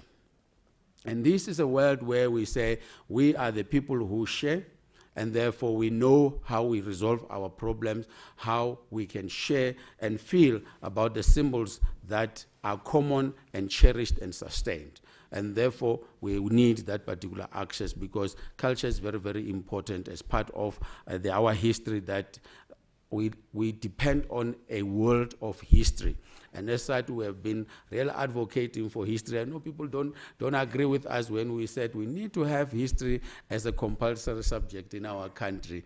With that, the lack of trust that we see in our country. I mean, we don't trust each other. Even when you are driving, you just overtake somebody, he looks at your color, and then he starts showing you a middle finger without having done anything wrong. You didn't touch the car, you didn't even do anything, but the problem is we live in that particular world in South Africa. So we need this information amongst ourselves as teachers and our learners and researchers in our universities, our academia. We really need this access to be able to say history is important, we need to live together. And obviously we call ourselves a rainbow, but in the rainbow color there is no black. It's unfortunate, maybe it's copyrighted, that's why it is not there, but it's a rainbow nation, so it's fine. So we then lastly about the 7 things I want to talk about why we support the bill, because we're talking about affordable learning support materials for the teachers, for our researchers, our academia, in our universities, our libraries, and so forth. It's about the issue of really saying that we live upon a commonwealth that we can all try to understand together. So if we are to rule, because democracy is about us, it's about us to be able to rule, we need to have these understandings amongst ourselves that we are human beings, and therefore we have to change the world around us to live there.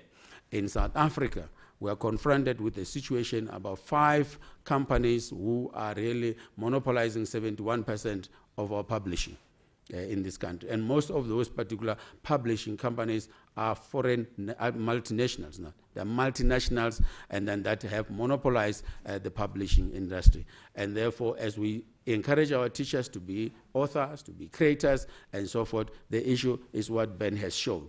Who benefit most, who get the most. Maybe you must buy a book called Twilight of the Money Gods.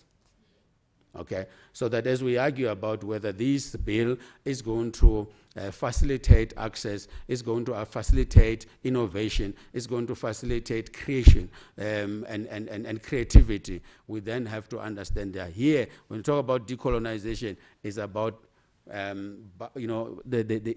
power relations and nothing else. Is about power relations.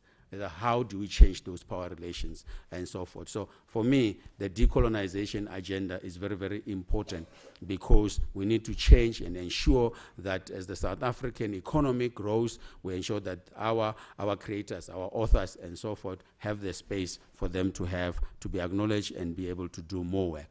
By 2013, we know that we were spending about 1 billion on the textbook because it is not cheap in South Africa to have the textbook. And this is one of the areas that we think the Act is facilitating this dialogue, but also facilitating for us to be able to have access to education. So I do not want to talk more about what we do at international level, except to say that we want the president to really sign the bill as yesterday. Thank you.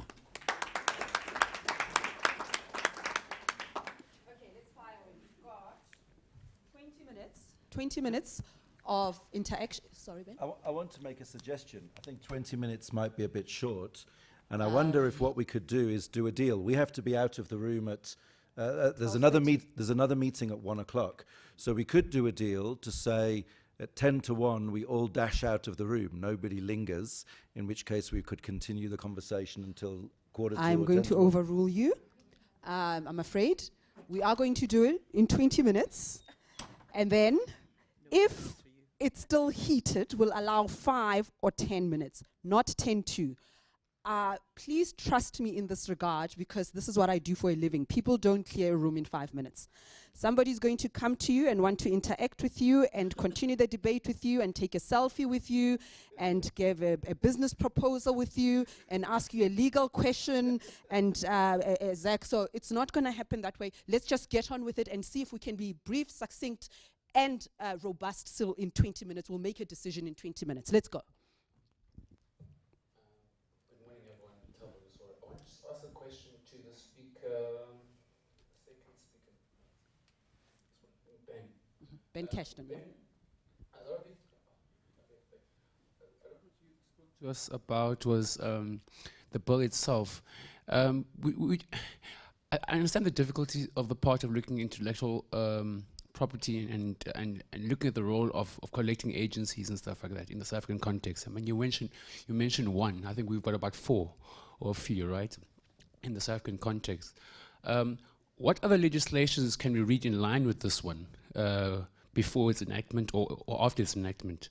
Like I would imagine the themes that you come up with in terms of justice, economic justice and redistribution in relation to those intermediaries. So how do you read the Competition Amendment Bill in line with this bill? So that's my question for you. Thanks. Let's do 3 questions at a time and then we'll it speeds things up. Second question, let's hear from somebody who hasn't spoken. My name is Brian Mazibugo. I'm a filmmaker. I'm also in the space of... Use this one. Okay. I'm saying my name is Brian Mazibugo. I'm a filmmaker, entrepreneur, and also in the space of theater and music. So my question, I hear everything. I'll just go straight to the point. What can we do to make sure that we don't repeat the same mistake? A lot of people will become richer in the space of publishing. We produce films, but at the end of the day, people are rip-off. Because my problem, we're doing this meeting, but what can we do that it doesn't happen again? We have giants having a lot of money. For example, if you look in the music, we had big guns. We're making a lot of money through the artists. But former artists, what they did, they started independent music, radio recording company. Maybe we need to be innovative. Thank you. My question is to Ben. You touched on a topic there around the collecting society, SAMRO. Now, just a bit of context, 20 years ago, the admin costs of SAMRO came in at about 20%, expressed as a percentage of licensing revenue. When I looked at their financial statements as published on their website, it now comes in at 40%. However, over that period, I've received a lot of instructions from attorneys on behalf of clients who are hugely upset about the fact that they're not getting proper accounting from SAMRO. Now, under circumstances where you are more likely to read about SAMRO in the newspapers, about wasted expenses, trying to set up a collecting society in Dubai, where they've lost close to 50 million rand, or other things about distribution systems or documentation systems running into millions of rand, when you can't actually get a proper report as to what's being used. My question to you, and this is a question, is how much credibility do you think should be attached to the views held by collecting societies when you can't actually see a clear track record of such a collecting society actually doing its best for the interest of its members? But they don't mind coming to a forum like this one to express concerns about legislation. Shouldn't charity start at home, and shouldn't people pay closer attention to the service that they render to their own members, rather than be concerned about money and the flow of money in the future somewhere, about how that's going to be at risk? Rather deal with the money that's in your bank account now properly and account for that properly. But my question to you is, how much weight should be attached to the opinions held by collecting society under such circumstances?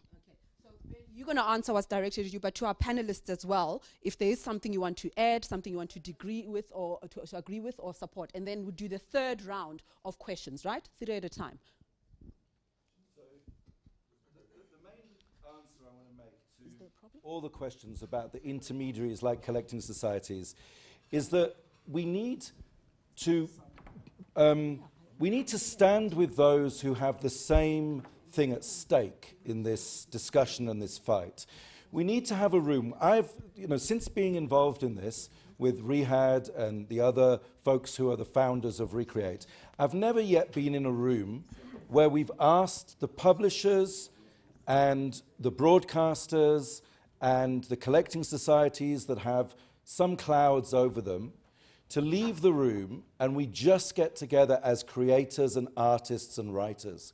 Because the problem is, in this value chain, there's a little bit of value being pulled out at every stage of the value chain. So we know for sure that there's a legitimate admin fee that any collecting society should charge. We don't believe that 30 to 40%, which is what we hear is often the case with SAMRO and DALRO, and they may deny it. We don't think that's a legitimate amount of money to be taken. We don't think that the record companies are ever legitimate in taking 60 to 70% of all the revenue. We've been criticized for working with Google, but we don't think that Google, although we work with them, are legitimate through their YouTube platform in taking the amount that they take. So we need to remove from the room, if we're going to make arguments about our needs and rights as creators, those who claim to represent us but fail to represent us. We need to remove from the room the publishers. Maybe we could leave a small publisher like Wits Press in the room, because we need to make a distinction between those who are located on another continent, who are multinationals, who have billion-dollar profits, and a press located within a university that probably has a mostly non-profit objective and could actually benefit from the redistribution of savings from license fees for multinational publications that could be ploughed into Wits Press. We did a calculation to suggest that in fact you could save 5 million in Wits expenditure if you didn't have to license all those publications from those multinational journal publishers, and some of that money could come into Wits Press, and Wits Press could commission more local authors to produce learning materials. So we've just got a confusion in who we are. We are not record companies are not musicians. Collecting societies at the moment are not the members. They're the collecting societies. If the bill goes through, the collecting societies will be somewhat democratized because the bills say that there has to be transparency, they have to register, they have to follow certain procedures, they have to open up all their books. Although the legislation puts in place a hook so that the regulations will come in and require you to do all those things. And I'm sure if you're sincere about the things that you've been saying, you'll be very happy to be democratized in all those ways. So that's my main answer to the questions about the collecting societies and the other intermediaries, is that we need to separate them at the moment from the creators so that we can see who is taking their share of the revenue from creative works at each stage in the value chain before we make any judgments about legislation. Thanks. And then the next question, who's answering that one? Have you? Yeah. Okay. Yeah. Zach, I just want to add something. The trick is to work out what is reasonable in the kind of society we want. And it's about a competition. People say lawyers charge too much money, and I agree completely. Lawyers say doctors charge too much money, and I agree. All of us are into charging unreasonable amounts of money, criticizing other people who charge too much, and not doing anything ourselves.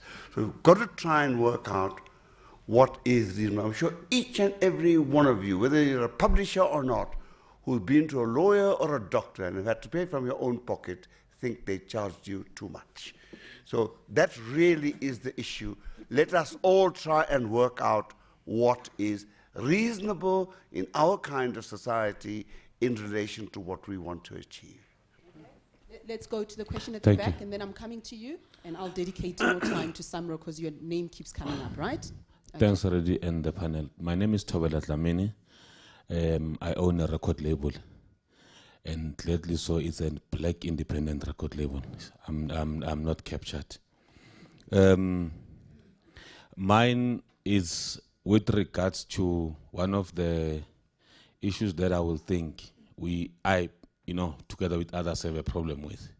This issue of this 25 years, then the rights must come back to me. We have a problem currently. If you look at us as independent record labels, we sell our rights to the multinationals with this following reason.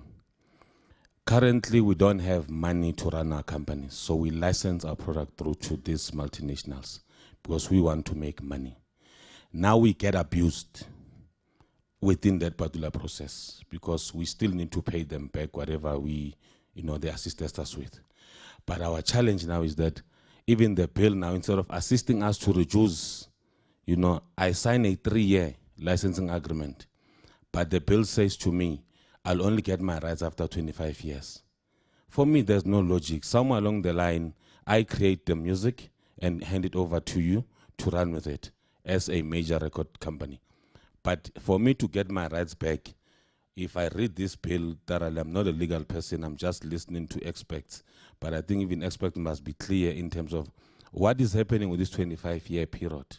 Because within that 25-year period, that multinational can exploit that music, remix, do whatever they want to do because I've given them the rights. But let's look at the reason why I give them the rights. It's because I don't have the financial means to make sure that my product gets to where I want it to go. Hence, there's a serious problem. And secondly, the last one is that, when we come and speak about these collecting societies, we also need to not forget that it's not only about SAMRO, it's also about SAMBRA. What these companies have been doing, and they're still doing, which I don't know how the bill is going to address this matter, they won't pay you immediately. Your money gets to be paid to them by a broadcaster. They take your money and go and invest it somewhere, make money for themselves, and most of them are white, by the way. They make sure that they chow that money. SAMBRA is one. Take that money and misinvest it somewhere at some point. I mean, as record companies, we lost about 5 million or so where they wrongly invested. But the problem is we need to find a way where we say immediately a broadcaster pays.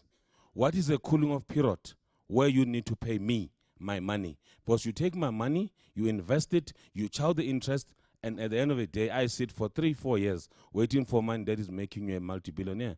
So far, that particular bill must also address that particular matter. Thanks. Important points. Okay, that's the first one. We'll get to the second one here, and I'm coming to that corner there in a moment. Yeah. Hello, everyone. I'm Andrew Joseph. I'm the digital publisher at Wits University Press. I mean, thank you for the invitation to be here. There's a lot of noise, and there are lots of dissenting voices, I guess. But I think an interesting thing that I can't remember who said it. It's about having these many modalities where we've got publishers and book publishers and musicians and photographers. And we're all kind of trying to be clear about exactly how this affects us. What I'm unclear about is somewhere in the last half hour, we've kind of moved away from talking about how the bill will, or as people imagine it, will aid in efforts for decolonization. And there have been some tenuous links made between it on a very broad level. And I mean, that's quite a clever way of posing it, where you propose an incontrovertible statement, and then, of course, you're going to agree with general principles of justice. But the devil's in the detail with this. And I don't think we've addressed, I mean, I didn't expect really that we would do it here. But quite frankly, there are just too many voices for us to be able to unpick this very clearly now. I do want to say that as a Marxist myself, I do see globalization as an extension of colonization. So the colonizers haven't left us. The real question is who that is now, and how to identify that, and where that is. It's very fragmented, it's very segmented, and that's not to undermine by any means the decolonization efforts that people like Wits University Press, for instance, undertake by publishing certain people, by encouraging new voices in that way. So perhaps a caution that, you know, these sort of discussions, and this is the first such discussion, I'm very glad that we've been invited and we're participating in it. But just a caution that these discussions, if they're going to be fruitful, if they're going to lead to something meaningful, we really need to have a lot more structure with it. It's great to hear people's opinions, and I'm happy to be able to offer mine. But I would look forward to much more substantive, detailed engagement. Where's the microphone? Hi. My name is Bongani Mtagani. I'm a legal advisor. I just wanted to speak more on that reversion right, as mentioned by you, Ben, and by the gentleman from the record label. A reversion right is not, it's not opposed per se. It's how it exists in its current form. You made reference to that Lion King case with Solomon Linda. In that instance, that what they call the Dickens clause, it provided for the copyright to revert into the deceased estates 25 years after the author dies, which is very different to what is provided in this instance. It's very important we were talking about this needs to be a nuanced discussion, so that it's important to emphasize that. And there are some horror stories in the music industry that cannot be denied, but there are some good stories as well. And there are creators who rely at different points on publishers to help them exploit their rights and so forth. You understand? So publishers look at the number of years they can control the said copyright to make investments. So if you're going to limit it to 25 years, we're starting to go into, we're starting to encroach on freedom of contract and so forth. And I like that he's from the record industry, and he mentioned that this is starting to, interfere with, people investing on our works. You understand? So yeah, I thought it would be important to make that distinction. And then we have, we've taken 3, right? It was 1, 2, 3. So let's just stick to the formula and the time considerations as well. Let's go. There was a Yeah. Yeah, I just... Go on. Yeah, I'm glad about the correction, because the issue was, in that particular case, the issue of reversion. But when you are making that contract, you do need to look at the time, but you are not giving up all your rights. In this case, it was a case where somebody gave up all the rights.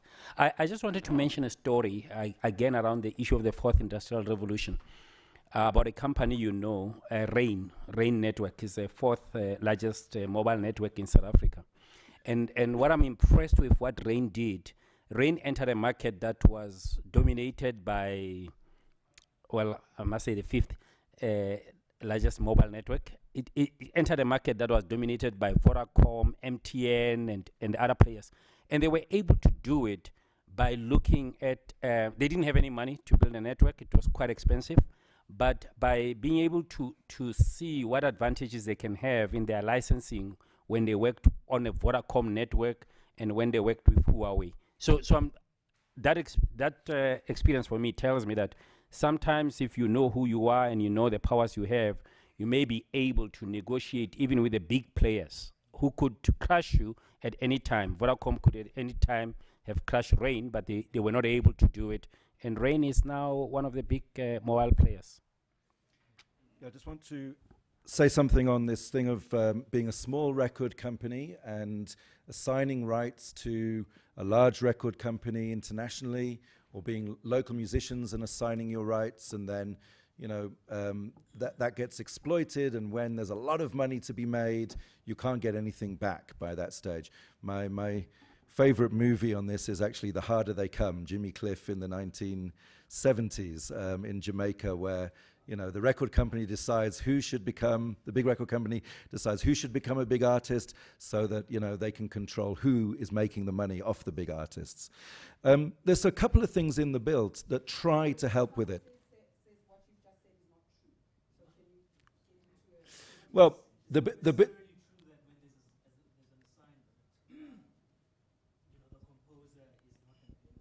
well, my understanding is the business model of record companies is get you when you're not making a lot of money, sign you up, own everything, and then own the mega profits once you become, big. It may be that's a little bit of a caricature, but it's pretty much the business model. I just wanted to say in the bill, so the ANC legislators who drafted this bill and the folks within DTI, I think they're grappling with the complexity of this situation. There's no easy solution to many of these things, but they're definitely trying to grapple with the complexity. So one thing that they put in there, which is pretty interesting, is this royalty sharing thing, that publishers and other sellers of work must share royalties with creators even when copywriters are signed.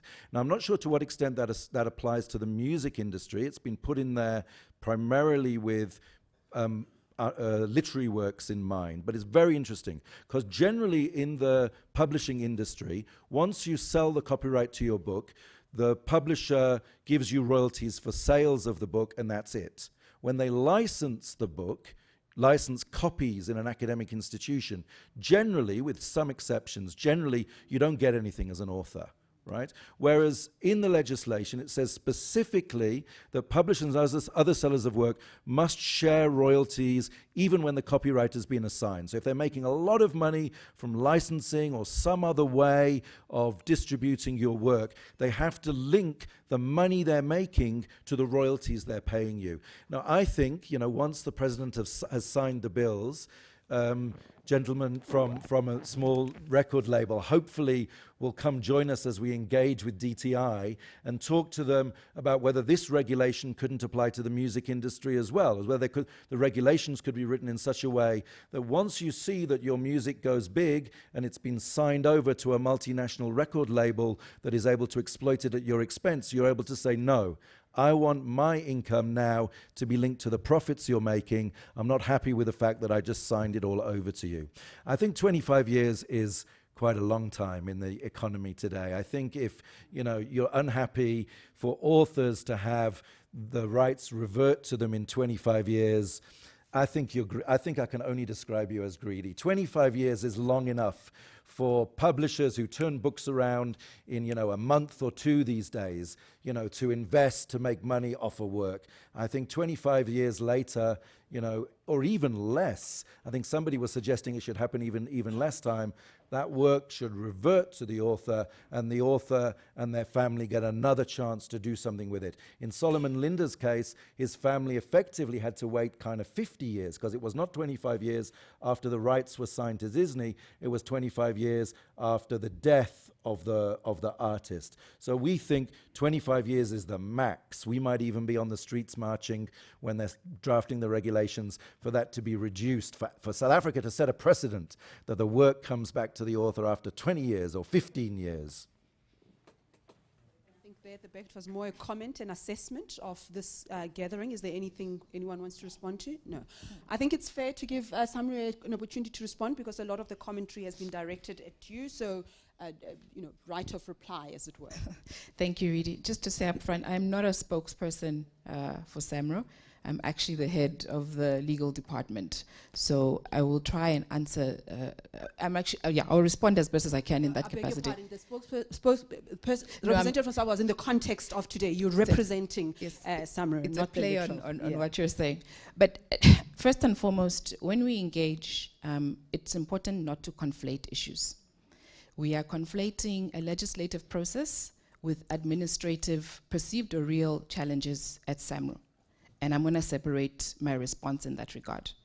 With regards to the legislation, we don't have the time to go through a lot of the issues, but in particular reference to CMOs, SAMRO being one of them. CMOs are a middleman, if I can put it that way, in terms of the Copyright Act, between creators and users.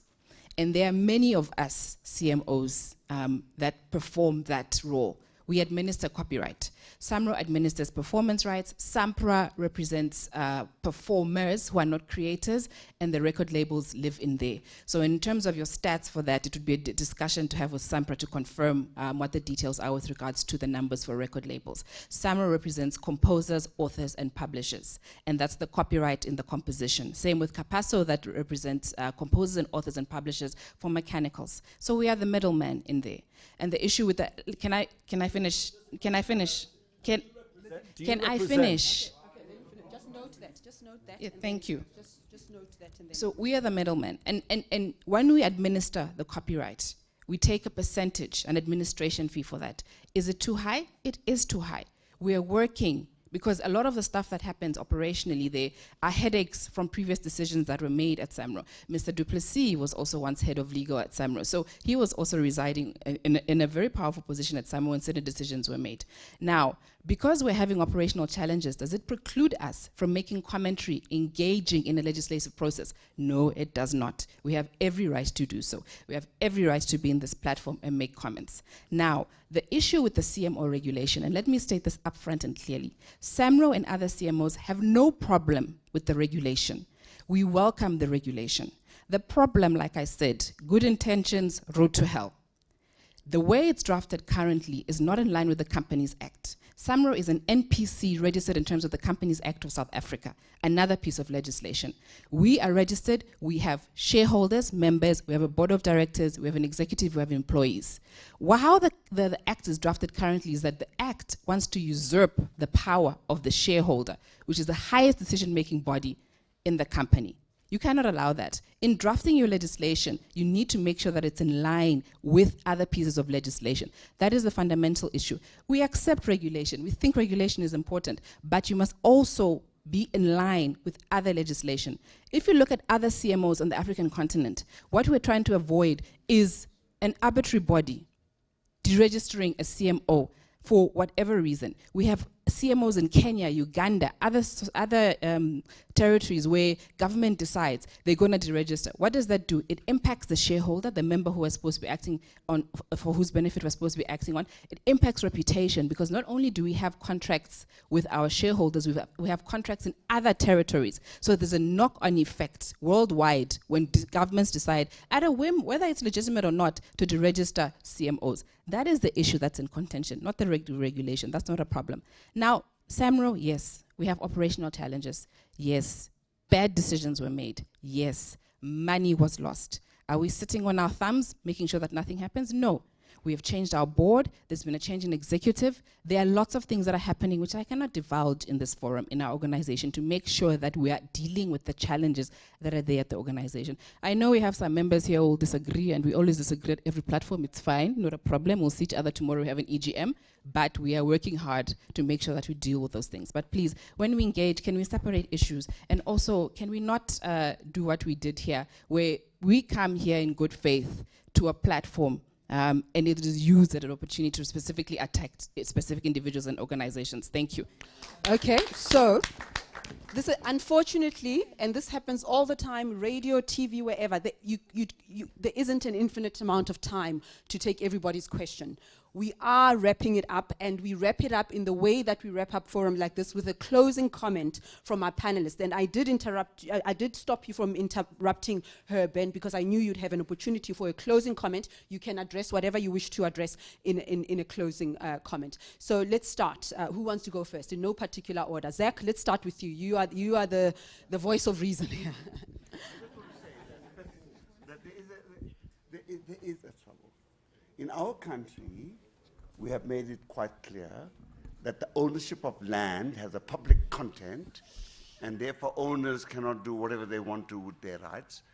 Indeed, we have balanced the rights of unlawful occupiers with owners to ensure that they got their rights. And if the owners of land were a company, and that company was owned by 1 million shareholders, those shareholders' rights would have been limited. So I don't understand the argument which says that there is something godly or divine about the rights of shareholders whose rights can never be limited regardless of the circumstances in the interests of the country. It amounts to rank selfishness in the extreme. Yeah, no, thank you very much. I've really learned a lot, enjoyed the discussions. I will read more about copyright as well, and hopefully add more views from the fourth IR. Thank you. Okay, Prof. I'll go last. You'll go last. You are our guest speaker. Okay? Oh. Ben, you come next. Yeah, because all questions were directed to Ben. So I take it that there's a lot of support for education to access learning materials and for our universities and research. So yeah, thank you so much for the opportunity. It is very important that at least we engage with everyone else, except that sometimes in other platforms we've been barred from participating. At least Recreate has opened up. Thank you so much. Okay, I think that's an important, okay, your response, Ben? Yes, we are trying gingerly, carefully to draw a link between our economic analysis and of who's making money out of creative products and concepts around decolonization. It's just the beginning. Really glad to engage with Fitz Press and others about that. We hope this is the start of a conversation. Definitely can't do everything here. But we need to tell it like it is. If we're all in a room together and we see that certain parties are not revealing everything or need to be challenged, then we need to challenge them. You must challenge us if we need to be challenged as well. And Zach said it already, but let me repeat it with amplification. Should a body collecting royalties on behalf of those who are producing the cultural products of the country for distribution or educational resources for the country, should that body have shareholders? Should it be allowed to have shareholders whose interests now we have to start comparing with the interests of the broad group of people producing the cultural products and whose royalties are being collected by that body? So, you know, is it maybe, whatever you're doing, you know, I mean, one might even want to say, should there be anything you're doing that you can't divulge? If you're a body that represents all of those who are producing works for the nation, literary products for the nation, should anything be ever seen as private in an institution like yours? Should we not want our government to introduce through regulations a requirement that everything is transparent in an institution like that, and there aren't shareholders whose needs we have to consider. But this is definitely the beginning of a conversation. Please challenge us about the links we're trying to draw between the positions we support and the decolonization discourses in the country. We'd like to engage further in that. Why do I get a feeling it's the first time that the two views are in the same room? Because I heard we came here in good faith. Quite. Hold on, and I heard Mr. Maluleka saying other platforms we banned. Is this the first time you facing each other, and why is that? Just as a contribution to opening up the space for engagement. Do you invite each other at your public gatherings or engagement? We'd like to put on the record here that we'd like to have all of the leadership of the collecting societies, together with a very diverse group of writers and producers and so on, and have a further robust debate where we challenge each other on positions and principles in all of this. Okay, so you're not banning each other from each other's events. Okay, Prof? I just want to say thank you. Yeah, these mics are funny. Yeah. They look like weapons. Of mass destruction. Yeah. And they can be. I wanted to just say thank you for the opportunity to be here and to listen to the really, I think, intense debate. And in some ways, bless you, in some ways I think that the process of decolonization is really dependent on this sort of interaction. A forum and a place where competing views representing diverse perspectives but also diverse industries come to bear. I said in the early opening of my remarks that copyright in Africa is particularly complex. And copyright is complex everywhere. But one of the things that has occurred to me, and I have not spent or been involved with your reform process, but I can speak from advising governments around the world on this issue, that one of the key challenges of copyright regulation is the administrative state. If you look at the complexity of copyright industries, it is vital that there be a copyright office or a particular designated institutional framework where the day-to-day market-driven decisions need to be studied and made carefully.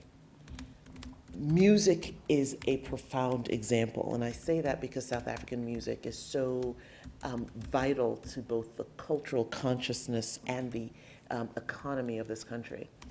But from 1886 till today, copyright law has struggled fundamentally with music. It has struggled with music copyright, with collecting societies, with the distinction between lyricists, composers, and performers.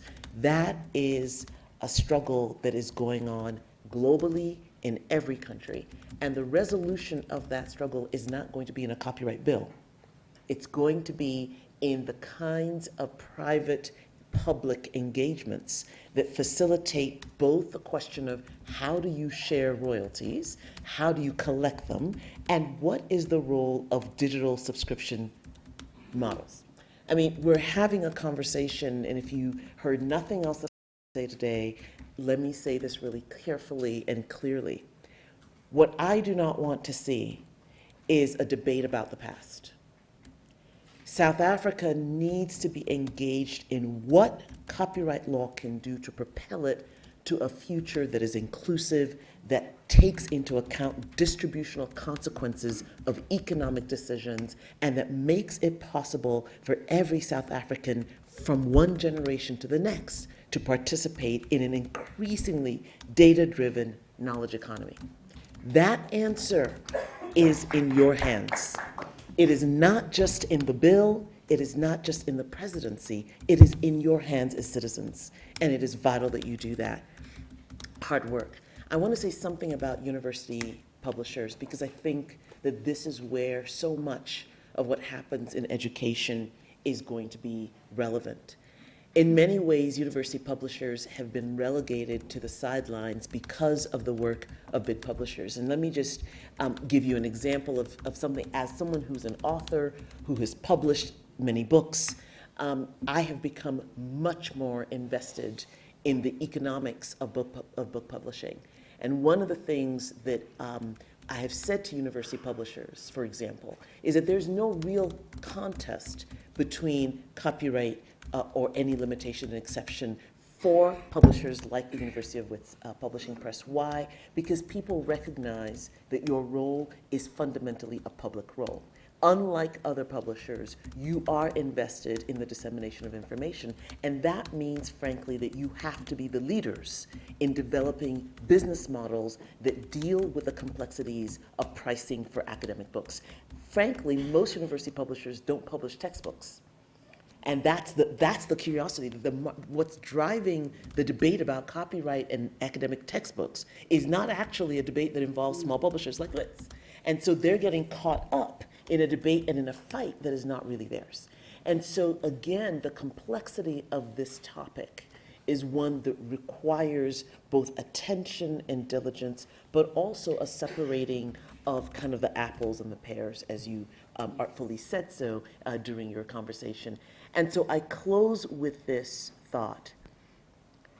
Having a reform process for 45 years is not advisable.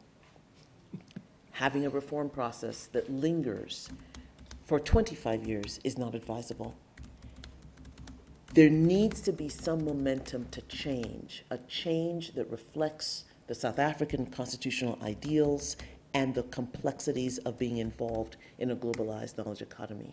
And that means that these debates and the future of this reform depends on the clarity with which there is a vision for how South Africa will sustain itself both nationally and globally as we march forward with new technologies and new norms that can help shape the future of this economy. Thank you.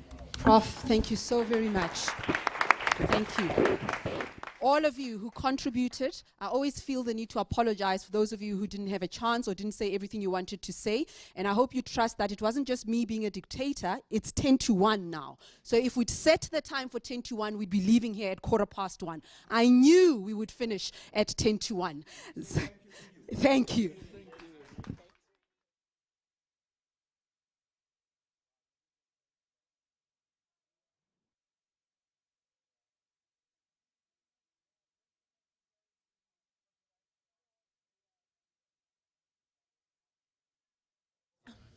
Hi. Sorry, just a note on lunch. We did kind of foresee that this would be a tight squeeze getting out here as there is another event coming through.